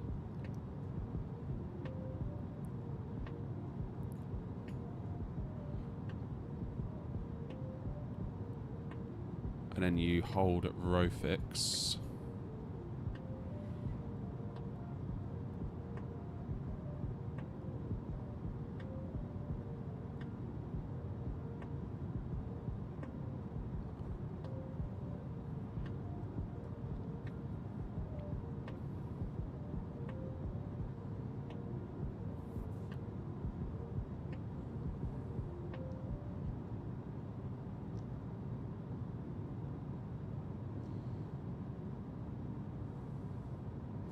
Hey Nicholas, welcome back. We completed Wordle, so there's that. We've done today's Wordle. I'm just trying to familiarise myself with these charts. I kind of feel like, because I have a YouTube channel, it's almost expected of me that I know this stuff, but the fact of the matter is that I really do not know this stuff. I'm starting to get a little bit confused. So I think a little bit of a classroom day wouldn't be the worst thing for me at some point.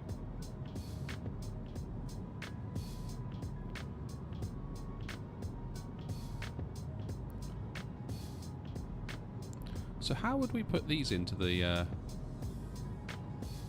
FMS?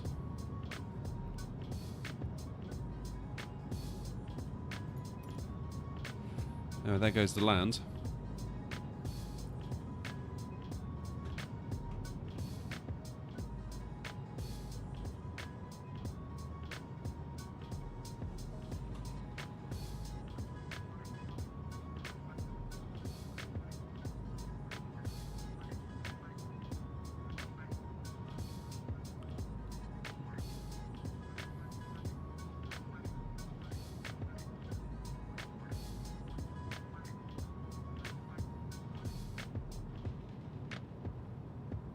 So Felix, in your experience on VATSIM, if you were to do a go-around and you had, say, your route pre-programmed in,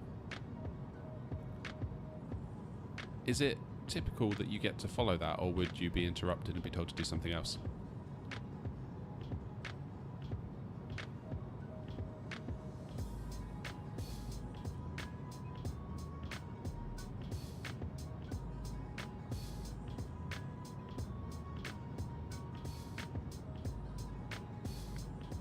Oh, cheers, Nicholas. Yeah, it's a really nice combination, the Boeing yoke and the Airbus throttles. I don't know what. Well, I kind of do know why. It's because it's Airbus mixed with Boeing, and people get weird about it. But especially if I upload my YouTube shorts, I sometimes re-upload them to TikTok. It seems like the TikTok crowd really get triggered by it. They really, really get triggered by it. But I'm adamant that it is a really nice way to fly. Because the whole point of the setup is that I wanted something that could go between Airbus and Boeing without too much friction. Because one day it might be Boeing, the next day it might be Airbus. And with Airbus, I really like to have the detents. Those clicks that you feel to put the aircraft in its climb gate or, you know, toga or whatever it is.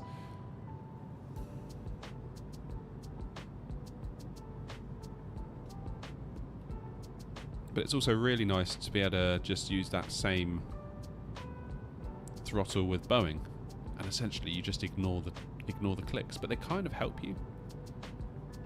It's almost like they're little markers that you can feel within the throttle range, so you sort of know if you feel the climb gate, you kind of know roughly where you are in terms of your N1 percentages. So it's almost like a little bit of a cheat in some ways. It's a funny one.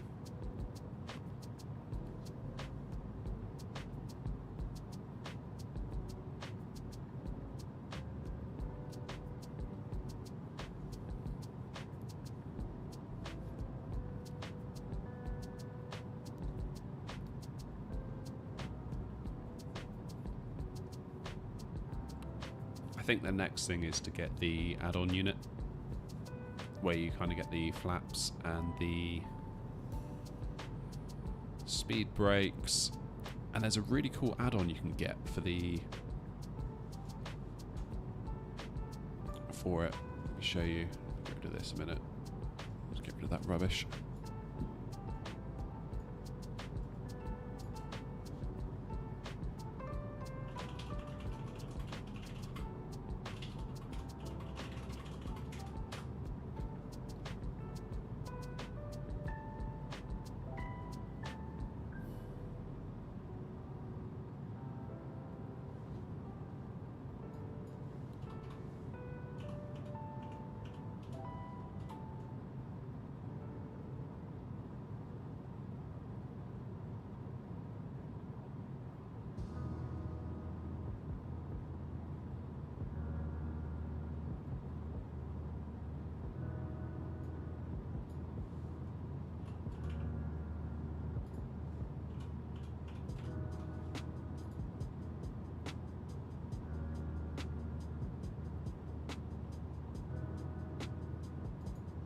Just see if I can find it a moment.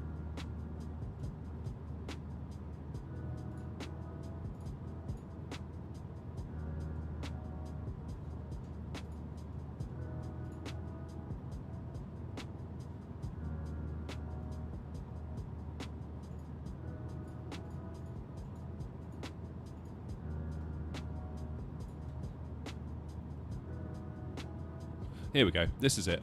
Let me get the window a bit more better positioned for you all. This is it. So, if you were to buy the add-on unit, so these two sections, left and right of the throttles, you can 3D print. So this is a file that you download, and if you're lucky enough to have a 3D printer or maybe have a means of getting access to one, you can 3D print these levers. So you get kind of more Boeing-y kind of flap levers and speed brake levers. If you look carefully at the flap one, you see these two little posts here that they've added. That one there, that one there. You buy a little spring,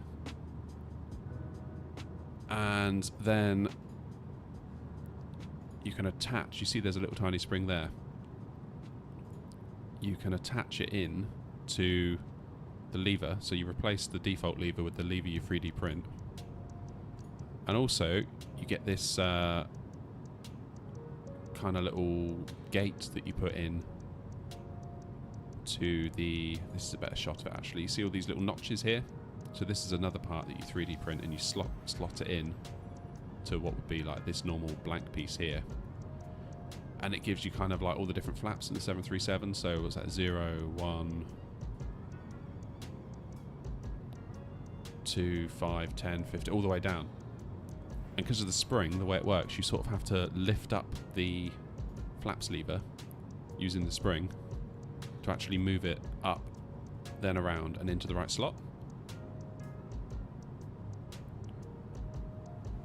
So if you had something like spad.next, you could set up a custom profile so that when the lever is in the exact position that this little gate would put it in, you could say that's like flaps 5 in the Boeing.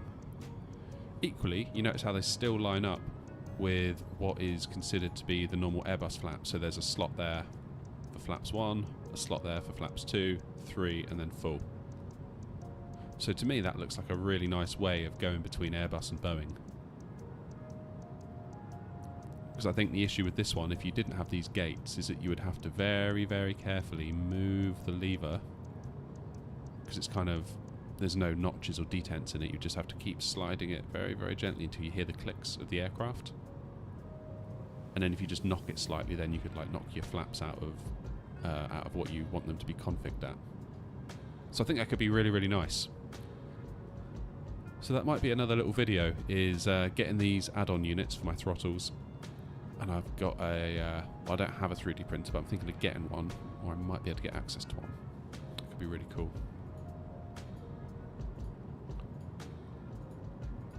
Just trying to see. Yeah, so there's little bits that you print. You slot them in either side. Very cool. Very, very cool. And you just buy these springs off of, you can just buy these sort of springs off of Amazon. You get like a pack of 100 of them for not very much. They're kind of standardish springs. But again, it kind of gives that kind of feeling where you have to lift, pull, click it back down. That could be very cool. Anyway, enough of that. Let's enjoy the view.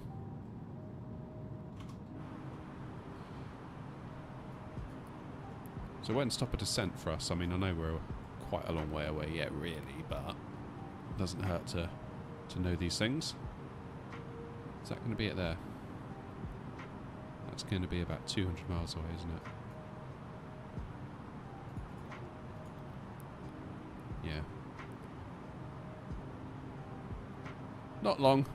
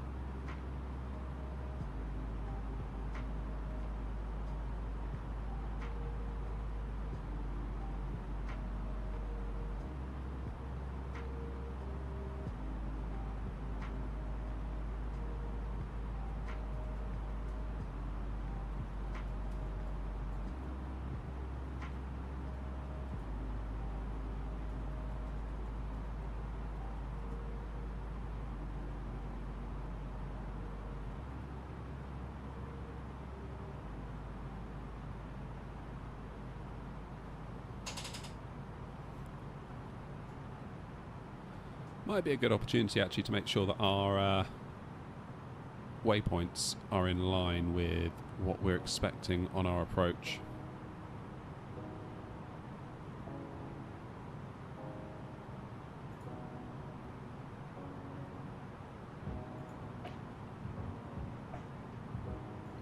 There we go. I love this feature of Navigraph. Now, can I hide that and make this just a touch smaller?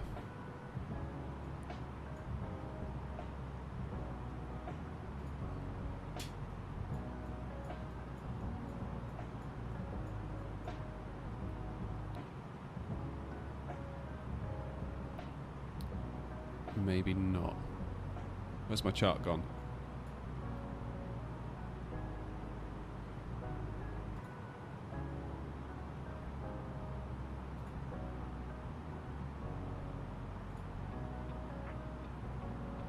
Ah, that's what I did wrong.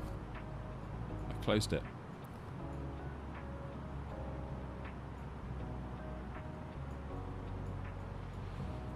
Okay, let's go down here and compare notes, shall we? So, let's find non-2. That's fine. So, here we go. Flight level 264. That doesn't seem right.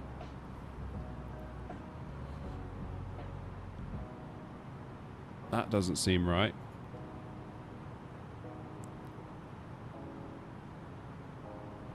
So non-2, we need to be between flight level 240 and 150. And it thinks we're going to be nowhere near that. It wants us at flight level 290.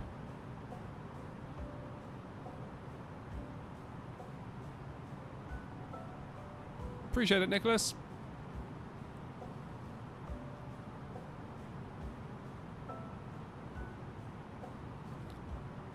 I can't wait either.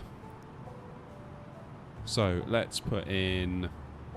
Let's see if we can get to 240.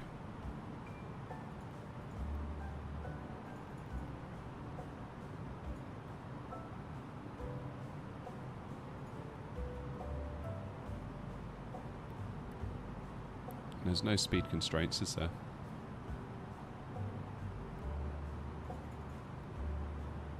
So top of descent has been brought forward, which is good news. 240 at non-2 orbit, it wants us at 150. Okay.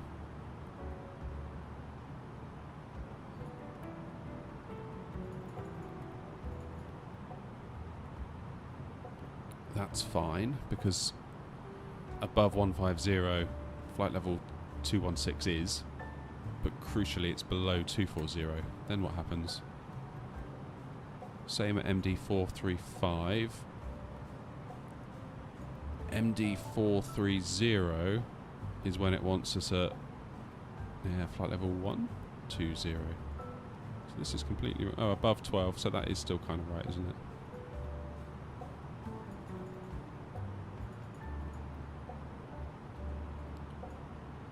Aha. This is when it starts to become above 12, below 14. That's fine. Then we keep going around to Urif. So above 7. It's got us at 8.8. Okay, we can live with that.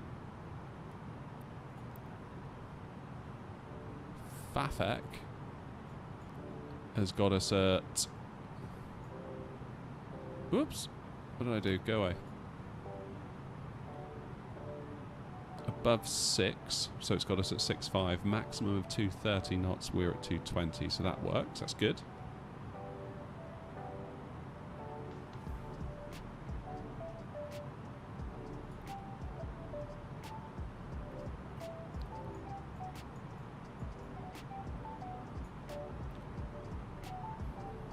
Then... it's just nibbling away at it. So we've got a decel point after MD475, which is there.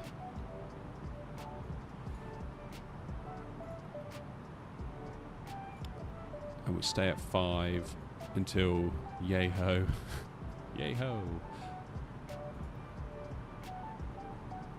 And then down we go. Alright, well that I would say is a good job we did that, because actually what the plane had in some instances was completely wrong. So how does that change our top of descent? That's going to make it quite different, isn't it? So we've got 25 miles, 34, so we'll call that 60-ish, 80-ish, 110-ish. Make it about 130 miles to top of descent. So top of descent has been brought forward quite considerably. Algeria is beautiful to fly in, I bet, yeah. Yeah, I bet that's spectacular. Wishing you a smooth landing, Felix. Congrats on 5k subs. Thank you. Thank you so much. Yeah, it still doesn't feel, I wouldn't say real, but it feels very strange. 5,000 people. Imagine if 5,000 people stood outside your house. I'd be like, that's a lot of people.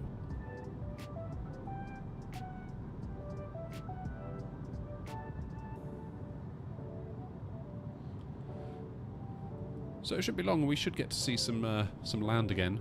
Bay of Biscay is always a bit of a boring part of any flight, I find. Even like kind of real flights in real life, when you come back to the UK from Spain and it routes you over the Bay of Biscay. It's always a bit like, there's nothing to see.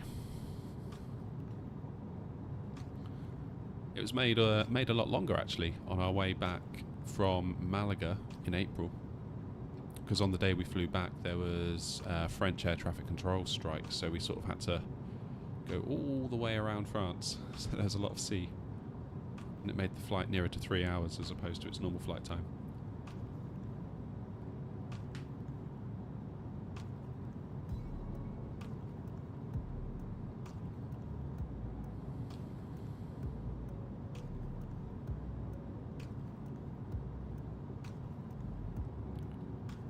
How far out are you, Felix?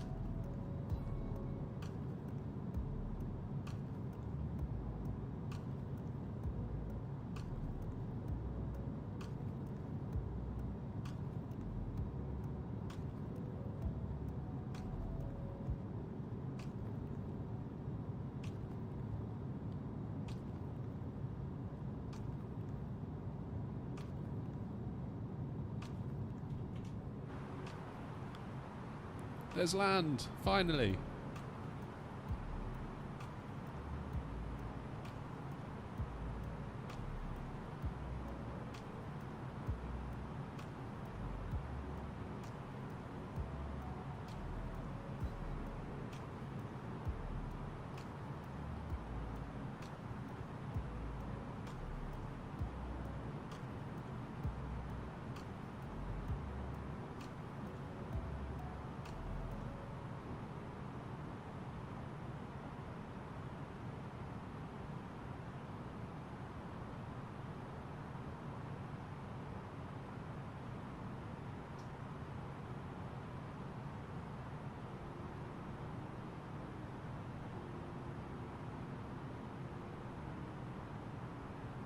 Landed in 14 minutes. All right.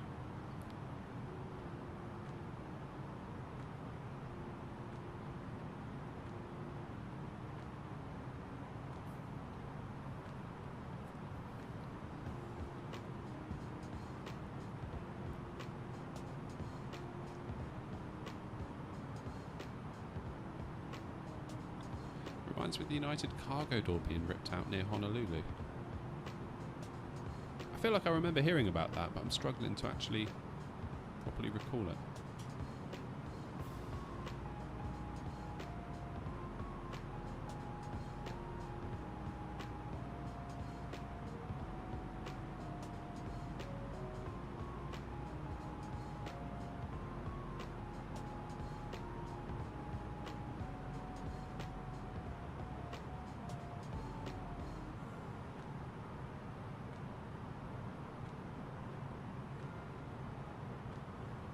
Leonardo says, hey, I just departed from Heathrow and we're flying the same route. Amazing.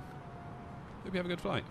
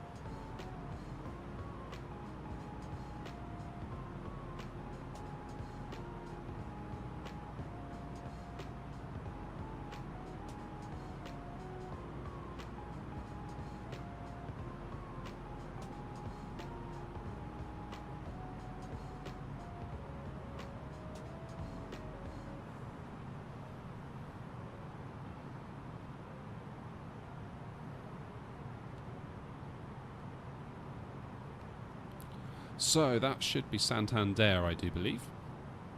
I think you can catch a ferry from the UK to Santander. I think they kind of market it as like a mini cruise. So it's like 24 hours.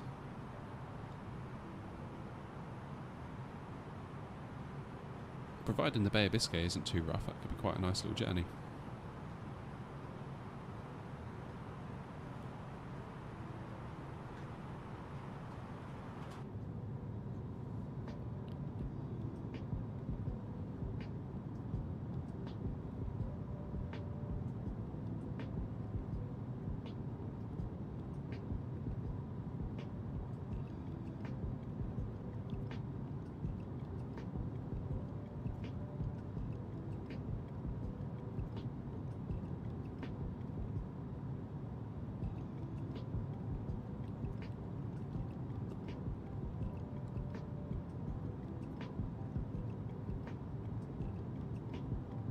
Here comes the land.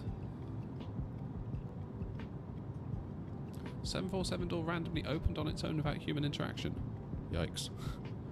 Yeah, you don't want that, do you? We don't want that.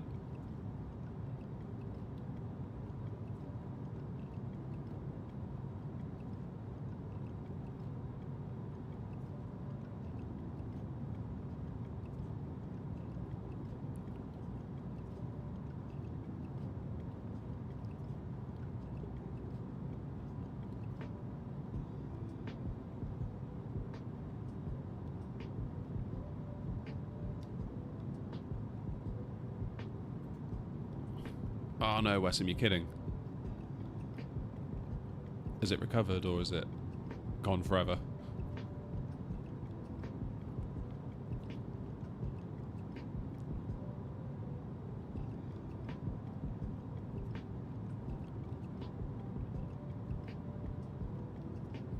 Rip Wessam.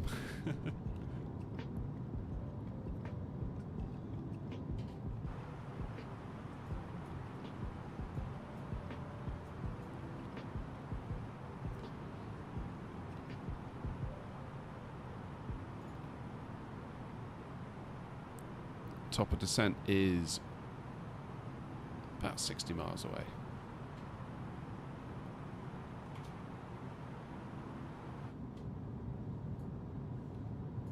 So I guess that will be where the ferry goes into the port. Well, there's a little airport down there as well. Should we divert to Santander?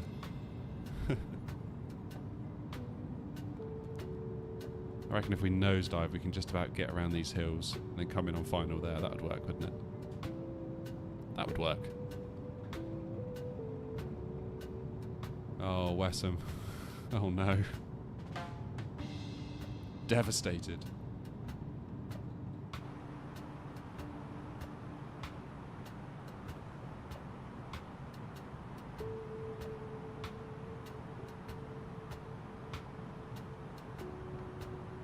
I really need to change Nightbot. I think Nightbot's shouting at Wessam now. Sorry, Wessam. I think I need to get Nightbot to chill.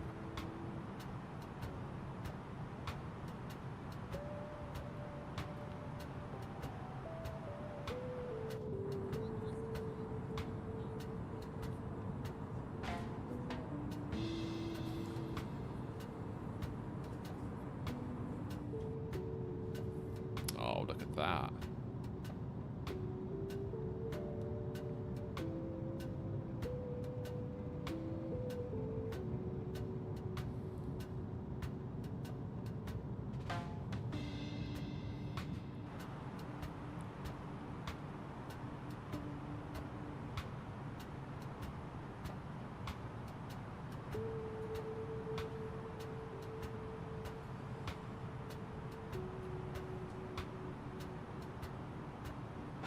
So we're using the alpha build of this A330, which means it does have the VNAV capabilities of the development build of the A32NX. Oh, Wessam. I'm genuinely gutted for you. That sucks.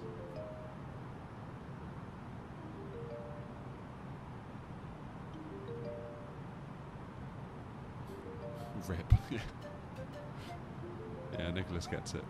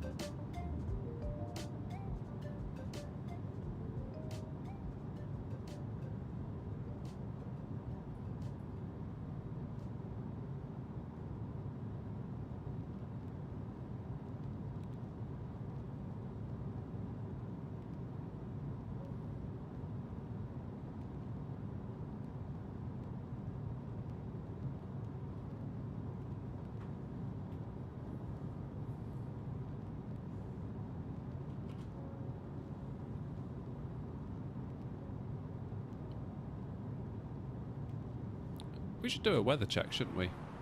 Before we get too carried away.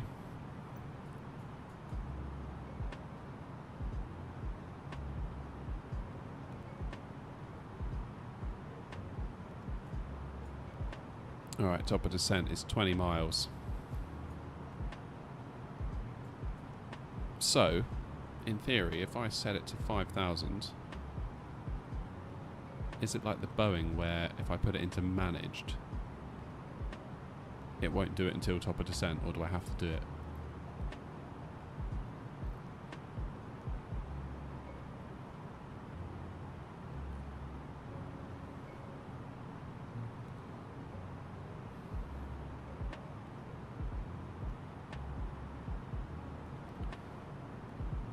I've got you on a second monitor, Felix.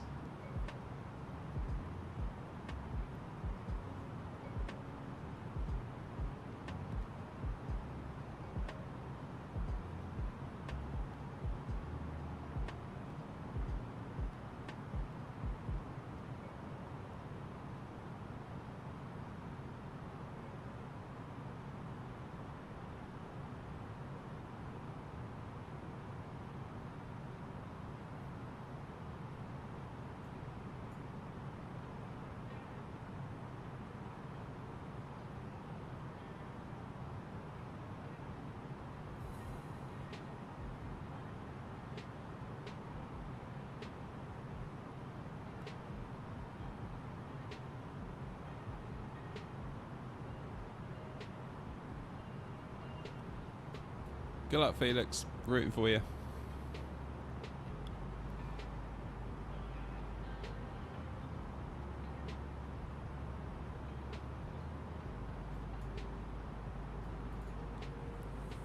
Alright, so I've got 5,000 programmed in. I've got us in managed.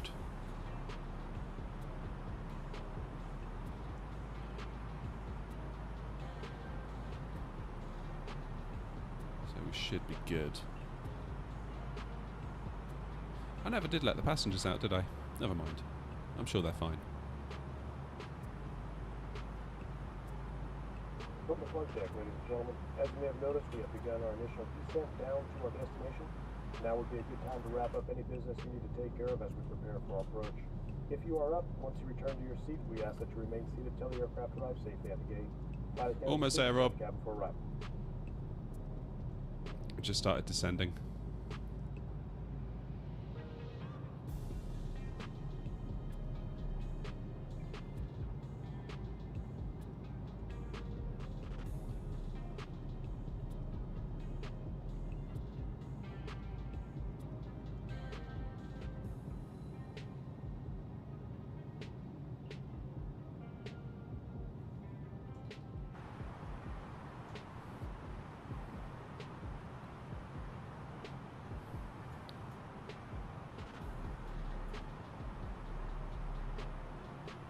Right, so we're heading down. It wants our destination data, which is probably a good time to see what we're in for when we get to Madrid. So 1018 is the air pressure, 180 knots. Oh, sorry, 180 knots. Blimey, 180 degrees, 5 knots. 33 degrees on the ground, so we should be okay. I mean, that's a little bit of a crosswind because we're going to be coming in on runway 32, so 320 degrees thereabouts. So it's quite a significant crosswind in terms of its angle, but the speed is only 5 knots, so fingers crossed. Right, 1018. Let's get that programmed in. Oops. 1018. Temperature was 33. And the wind was 185. Let's just consult the old charts a moment.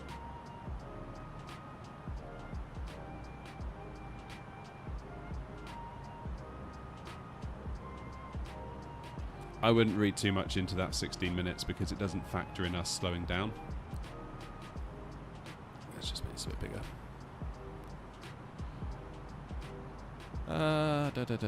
Approach, ILS, open up the chart.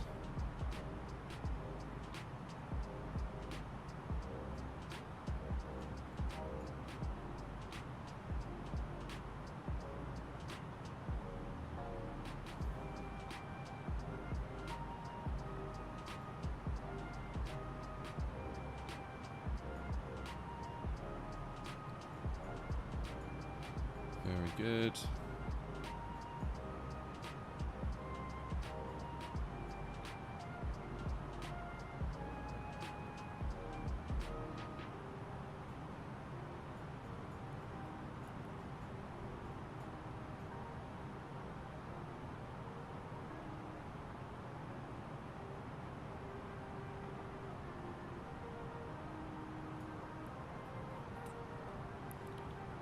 Very good. So,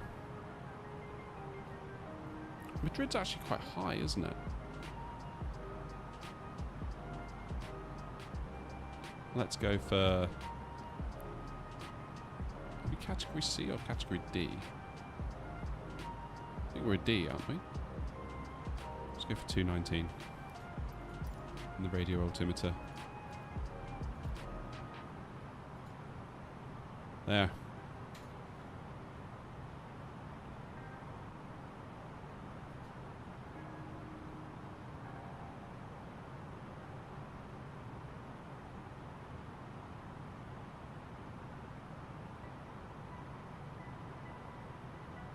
Oh no, Felix, what happened?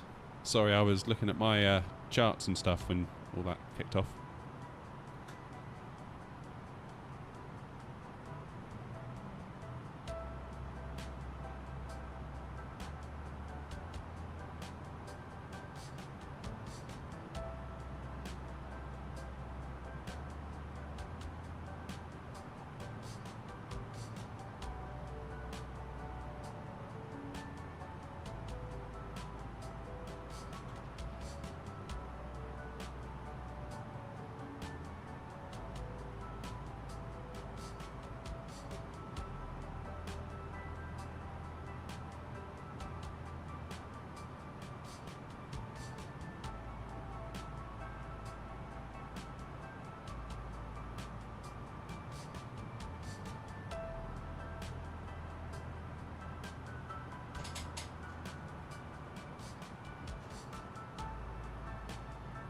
Black screen on touchdown. You serious?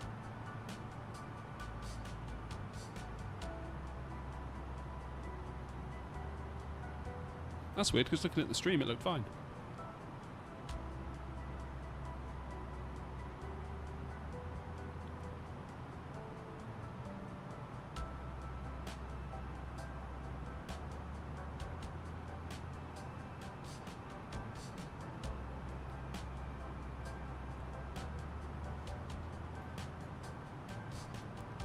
Alright, good. We're maintaining speed and we seem to be on profile, more or less.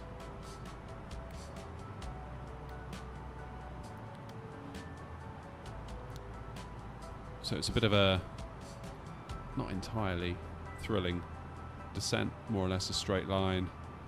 Then we loop around to come in on final.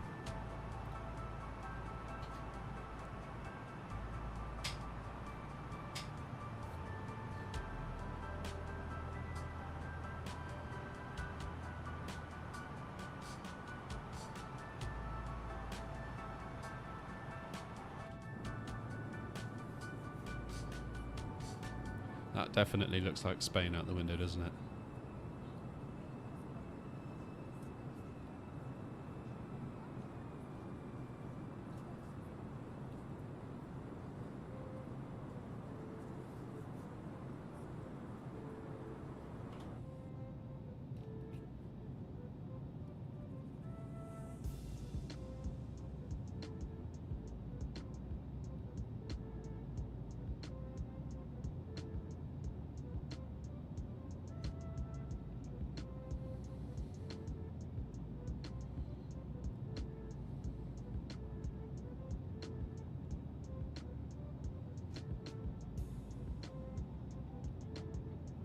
Yeah, it looked fine to me, Felix. I've got you on my laptop, sort of watching from the side.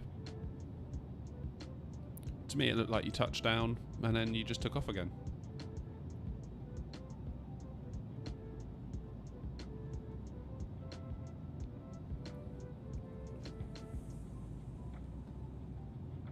Absolutely, Rob. I encourage it.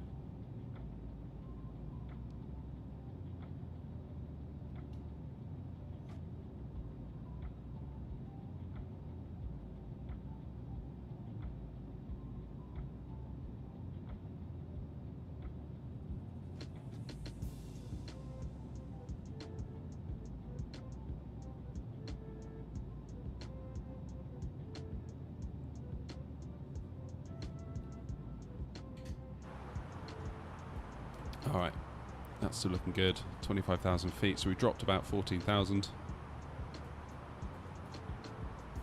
Because of course this waypoint here, Nontu, that we are just about to pass.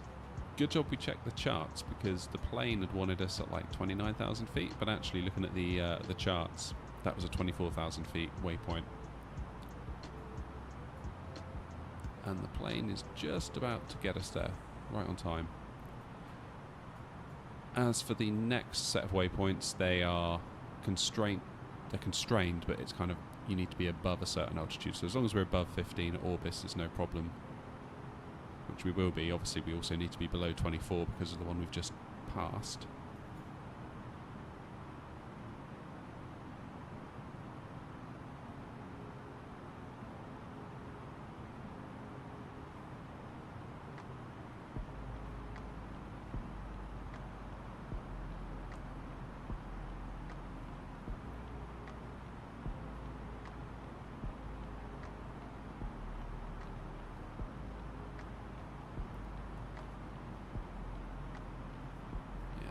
That's fine.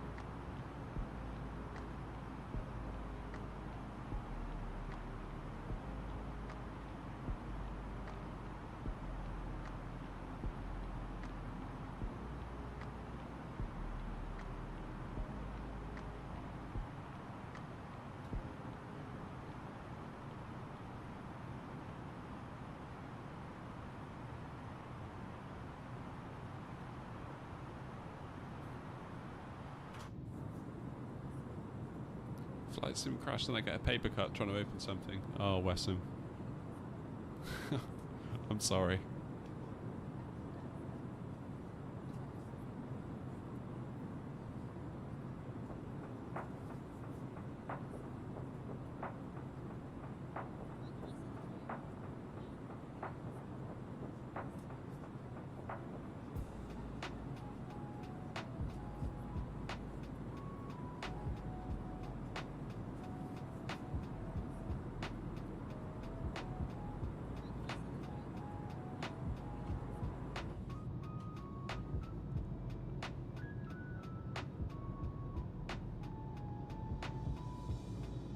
I did think about flying to Alicante today because I feel like we haven't flown to Alicante in a long time.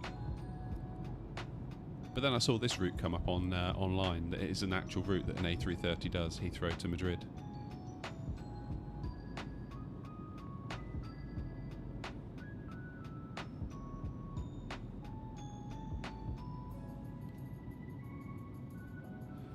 Yeah, that makes sense, Felix. I've actually got the audio off at the moment.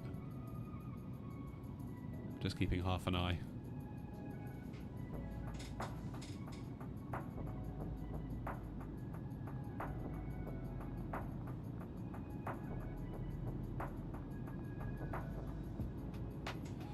Yeah, that's right, Wesam, it does. I've never actually tried it though, so maybe we should do that.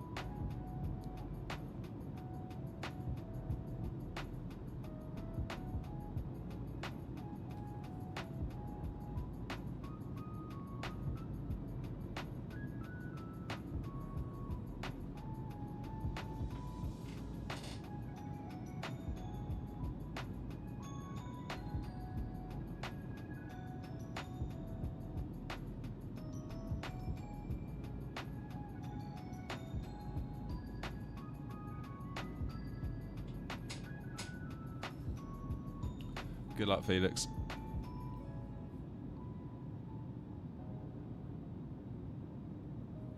What happened to that scenery there?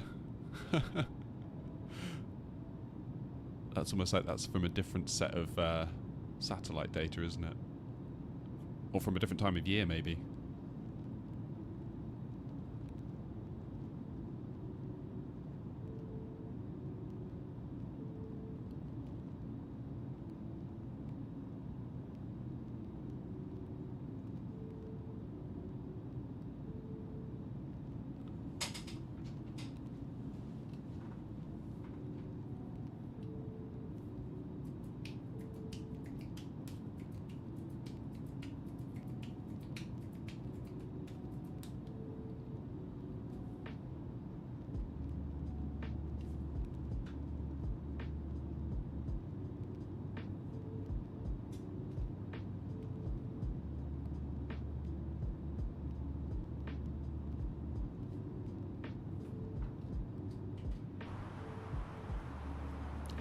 Everything's looking good.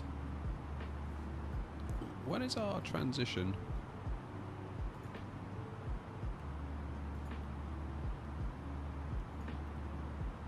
14,000. That's fine.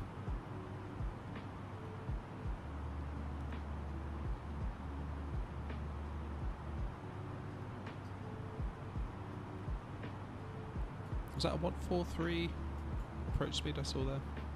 Yes, it was 143, landing speed of 138. So yeah, it's like it's the equivalent of VRAF plus 5, isn't it?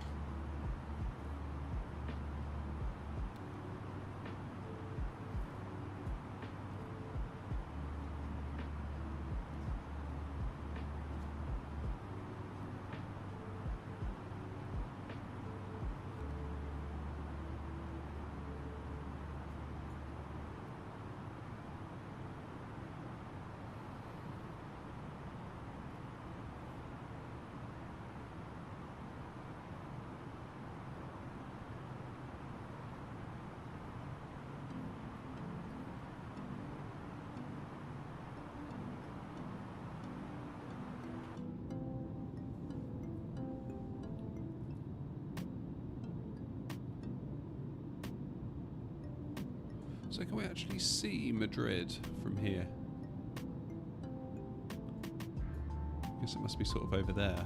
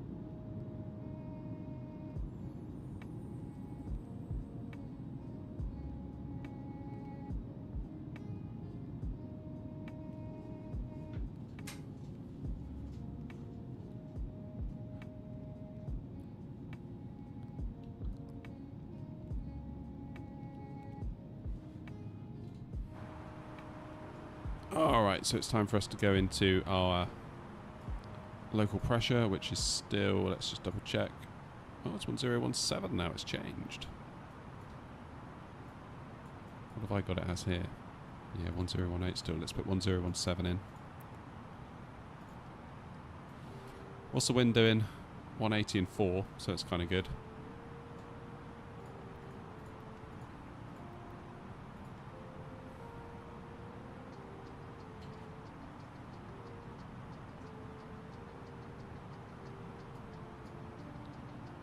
So the airport is almost directly to our left. Don't know if we can see it from here. Possibly not. That's it. Is that it over there?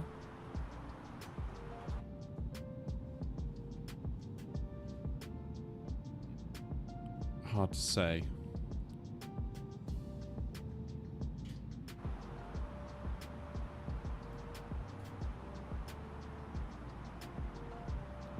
Okay, we're going to need a little bit of speed brakes here, I think.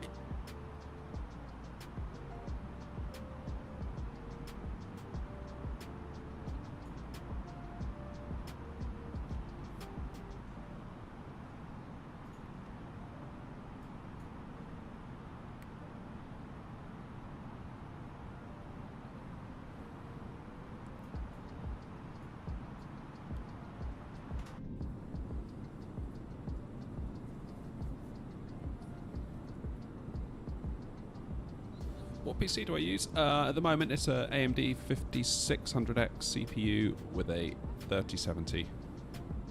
And I've got 32GB of RAM and SSDs, like NVMe stuff. So yeah. Definitely getting the itch for a new system.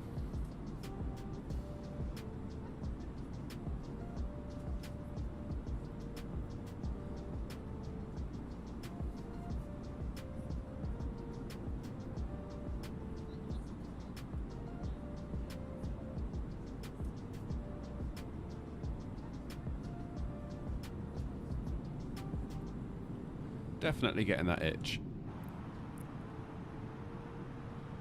Okay, let's get those speed brakes away.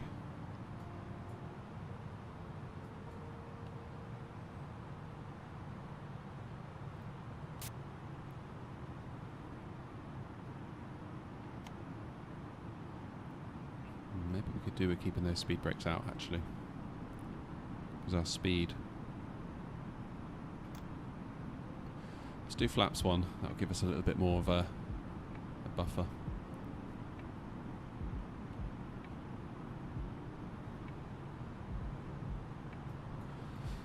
So above 7,000 at the next waypoint, it's got us, we're going to be at about 8,800.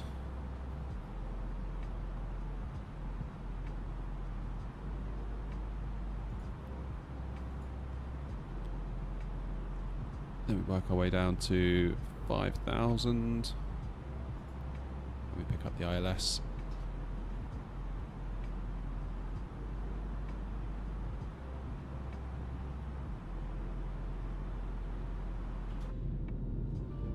Now, where's that airport?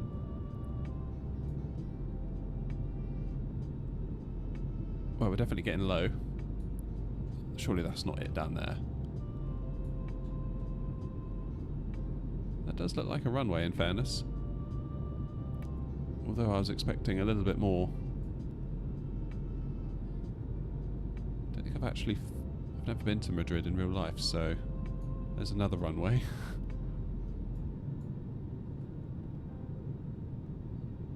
I don't know. Is the honest answer. Let's get rid of those speed brakes because apparently the plane deems them to not be needed anymore. So, basically we're heading in, going to do a bit of a U-turn.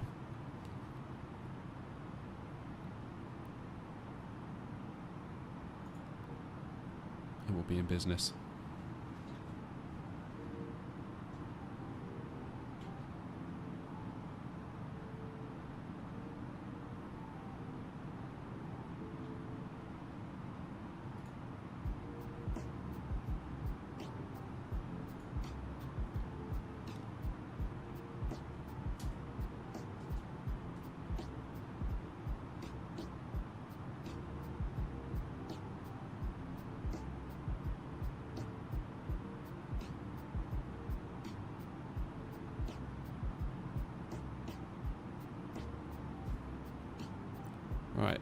let's just remind myself of the go-around altitude.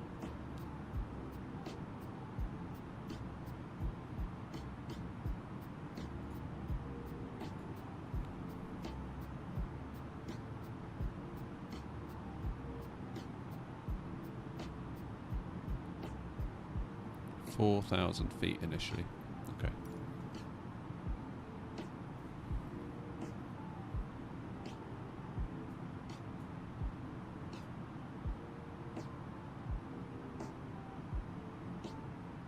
Still not sure where the airport is. Right, let's get some lights on before I forget.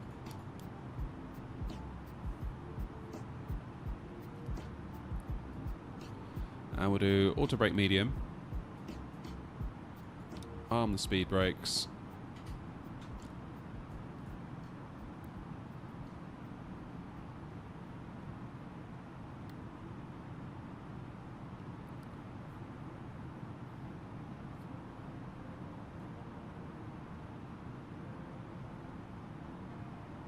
Easy peasy.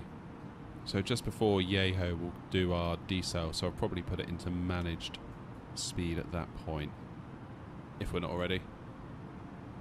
7.5 hours until Orlando. I hate to say it, Harry, but you did it to yourself. I do admire it though.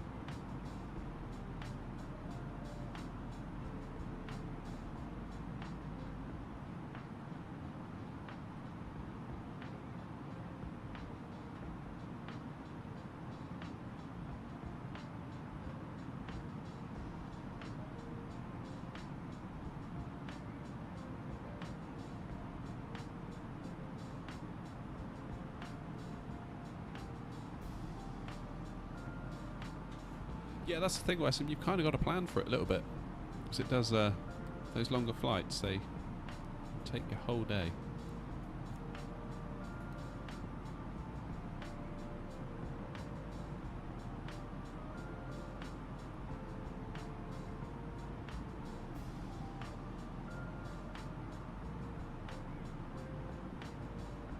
All right, turn coming up.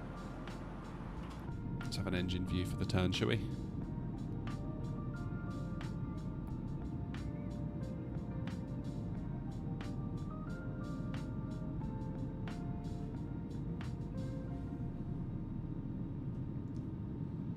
Alright, I am going to lose. Oh no, actually, no, I'm not.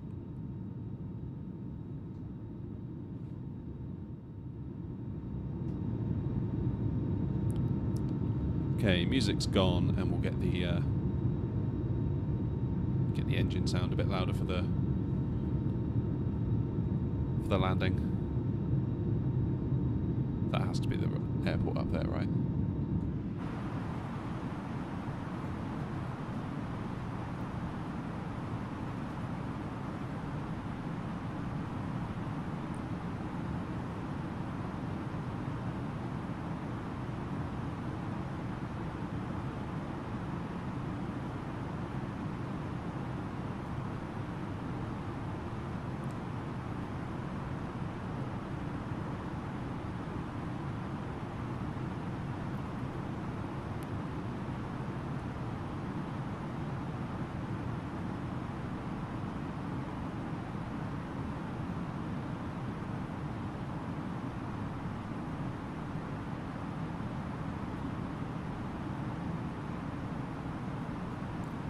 Let's get ready to get ourselves into approach mode. In fact, let's activate that now.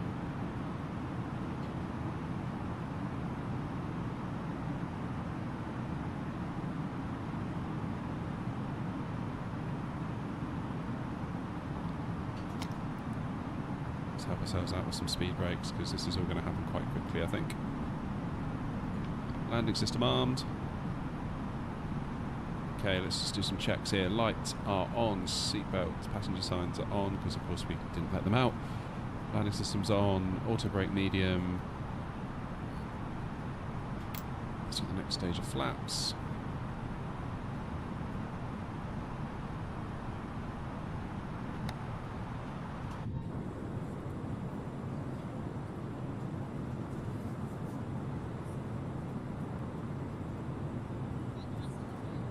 Let's get those flaps fully extended.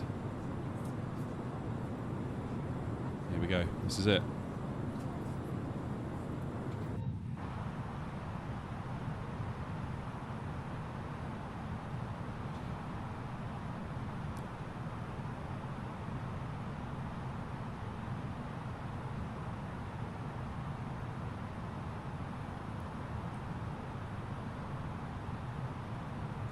Good stuff.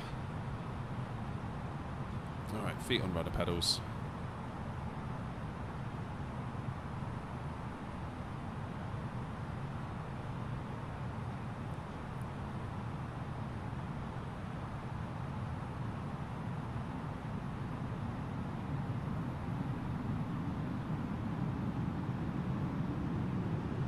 Not sure why the plane is trying to climb like that, given we're about to intercept the glide slope, but whatever. Approach mode. There we go. Forgot to arm that, silly boy.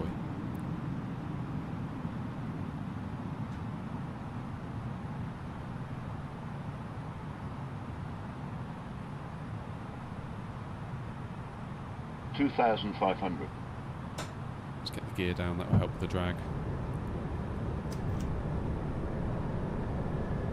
Flight attendants, please prepare for landing. So, 2,500. we are heading for that strip of tarmac.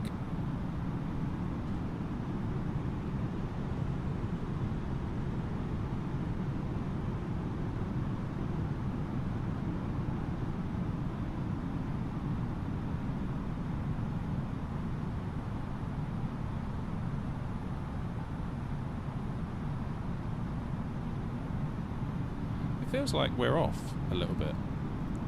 Just like an offset ILS. It feels like we're going to land in the middle. Doesn't feel right to me at all. Alright, my aircraft. Doesn't feel right at all, this.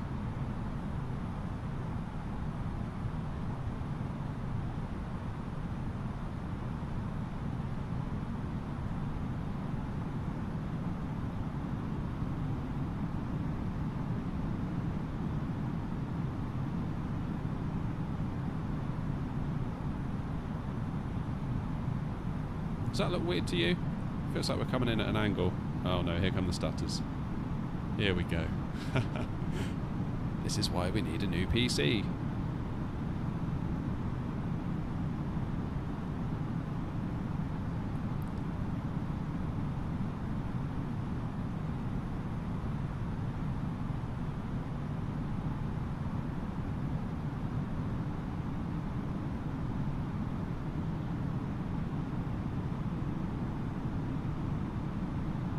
These frames don't feel good. This could be a Wessam situation if we're not careful. 1,000.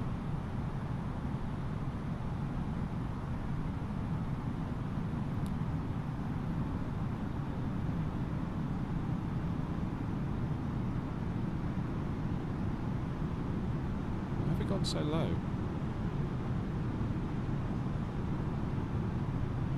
Picture looks pretty good though, I would say.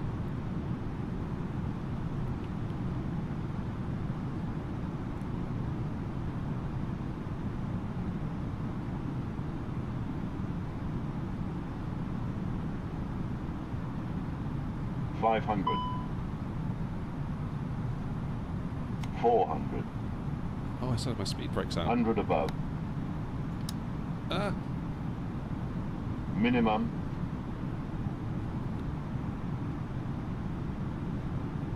Over we go. 100.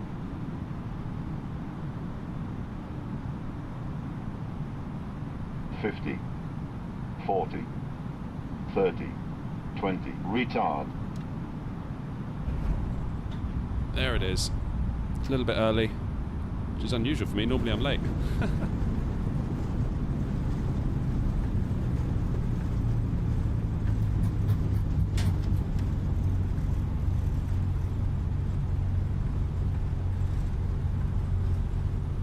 There we go, we're down.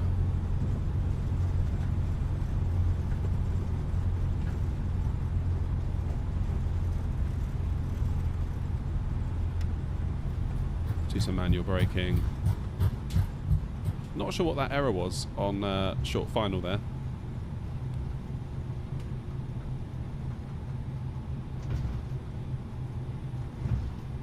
I feel like that threw me off. I probably should have maybe gone around.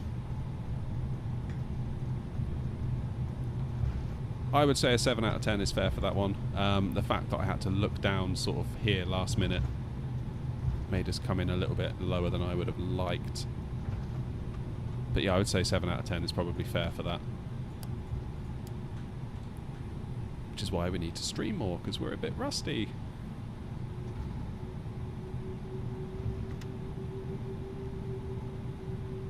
We are definitely a bit rusty.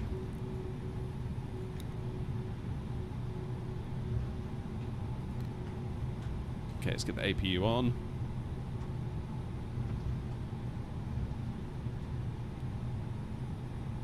A little bit on the firm side, about 300 feet per minute, so not my usual 200s that I like to aim for.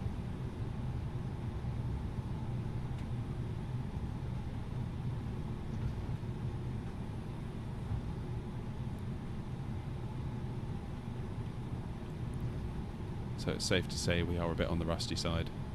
No cheer from the passengers in the back. I tell you what, I really don't like it when people do that on real flights.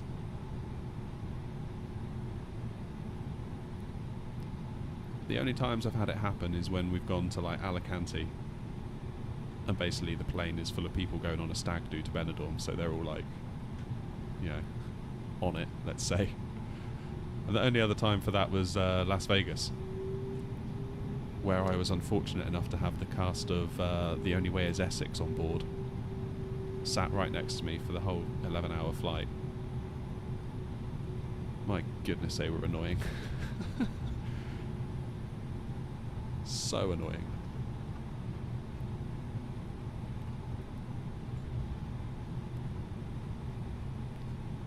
Turned out I had an air marshal sat in front of me the whole flight as well, because there was a couple of times where he got out of his seat and went up to one of the well, I was going to say stars of the show, but I think that's probably a member of the cast, let's say that, was basically like, oi, pipe down. And at the time I thought that's strange for a passenger to get out of their seat and do that. But then of course when we were all queuing for immigration in the US, there's a separate queue that the pilots and the crew use, and sure enough that guy went through that one. So it's like, oh, you were an air marshal, gotcha.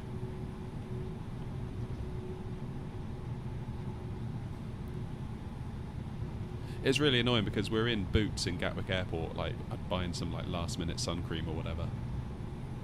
And yeah, one of the girls left their bags in the middle of the corridor, and I nearly fell over it, like in the middle of one of the aisles. And she had a go at me, being like, "Oh, watch my bag." And I was like, "Get it out of the way, then, you idiot! What's the matter with you? Like, you can't just leave it there." And then she was sort of like, "Oh, whatever," and stormed off. And then, of course, when I saw them board the flight, I was like, "Oh no."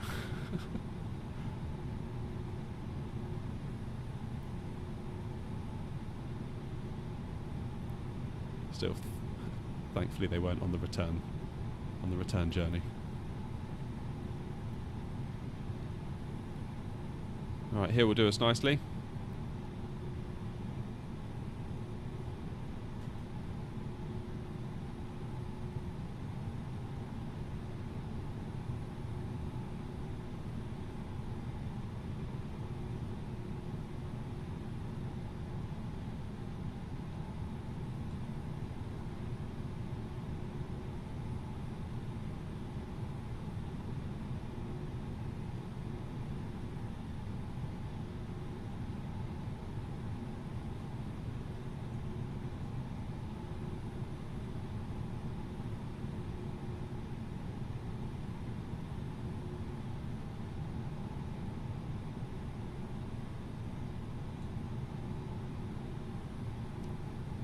am I going to do on the parking? Let's see. Let's go to the outside view quickly.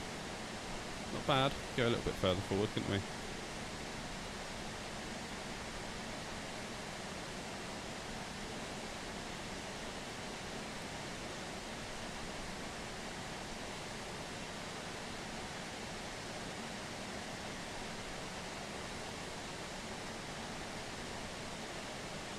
That will do us nicely, I think.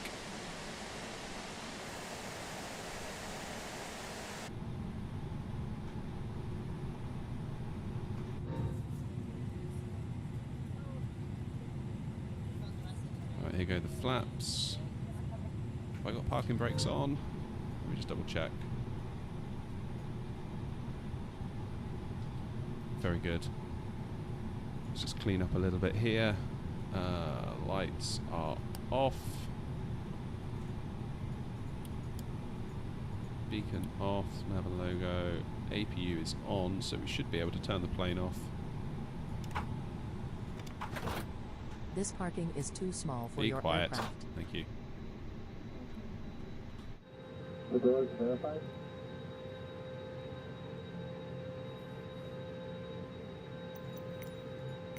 This parking is too small for your aircraft. Boarding requested. Here we go. Let's see if we can get ourselves deboarded.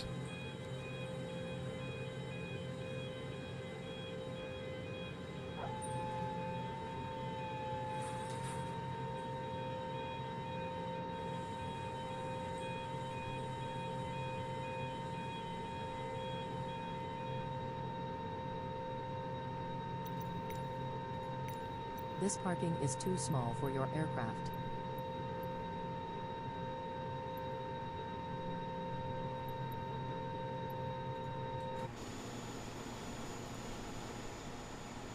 Here we go. Right in front of the tower. Yeah, that's right, Nicholas. VIP parking, that's what it is. That's what it is.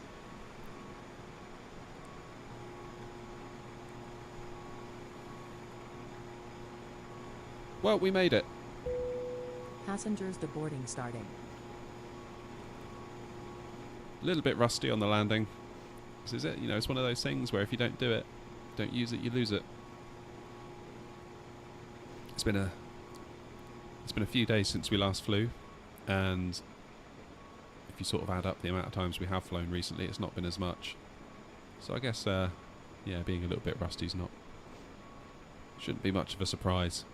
But like I say, it's oh, there go the passengers. That you can, if you look carefully at the jetway, you can see them walking through it.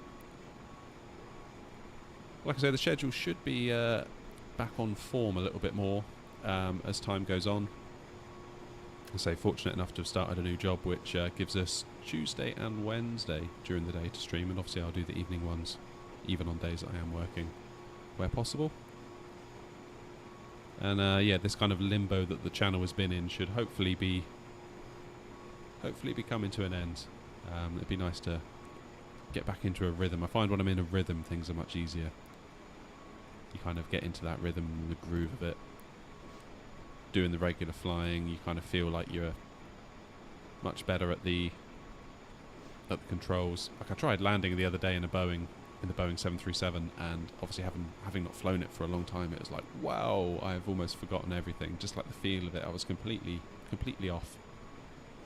But these things are to be expected. Anyway, I'm going to leave it there for today. Thank you all so very much for your company and for your time. Not entirely sure when we will be live again. It's probably going to be an evening this week, because I don't have any more daytime slots to do this sort of time. But I will, as always, try and schedule it. I know I didn't really schedule this one. Well, I did schedule it, but I scheduled it like 15 minutes before we actually did the flight, so it probably wasn't the most useful of scheduling. I will try and schedule something to give you all a little bit of warning. And thank you once again very much indeed. And I will see you when I see you. Take care of yourselves. Bye-bye.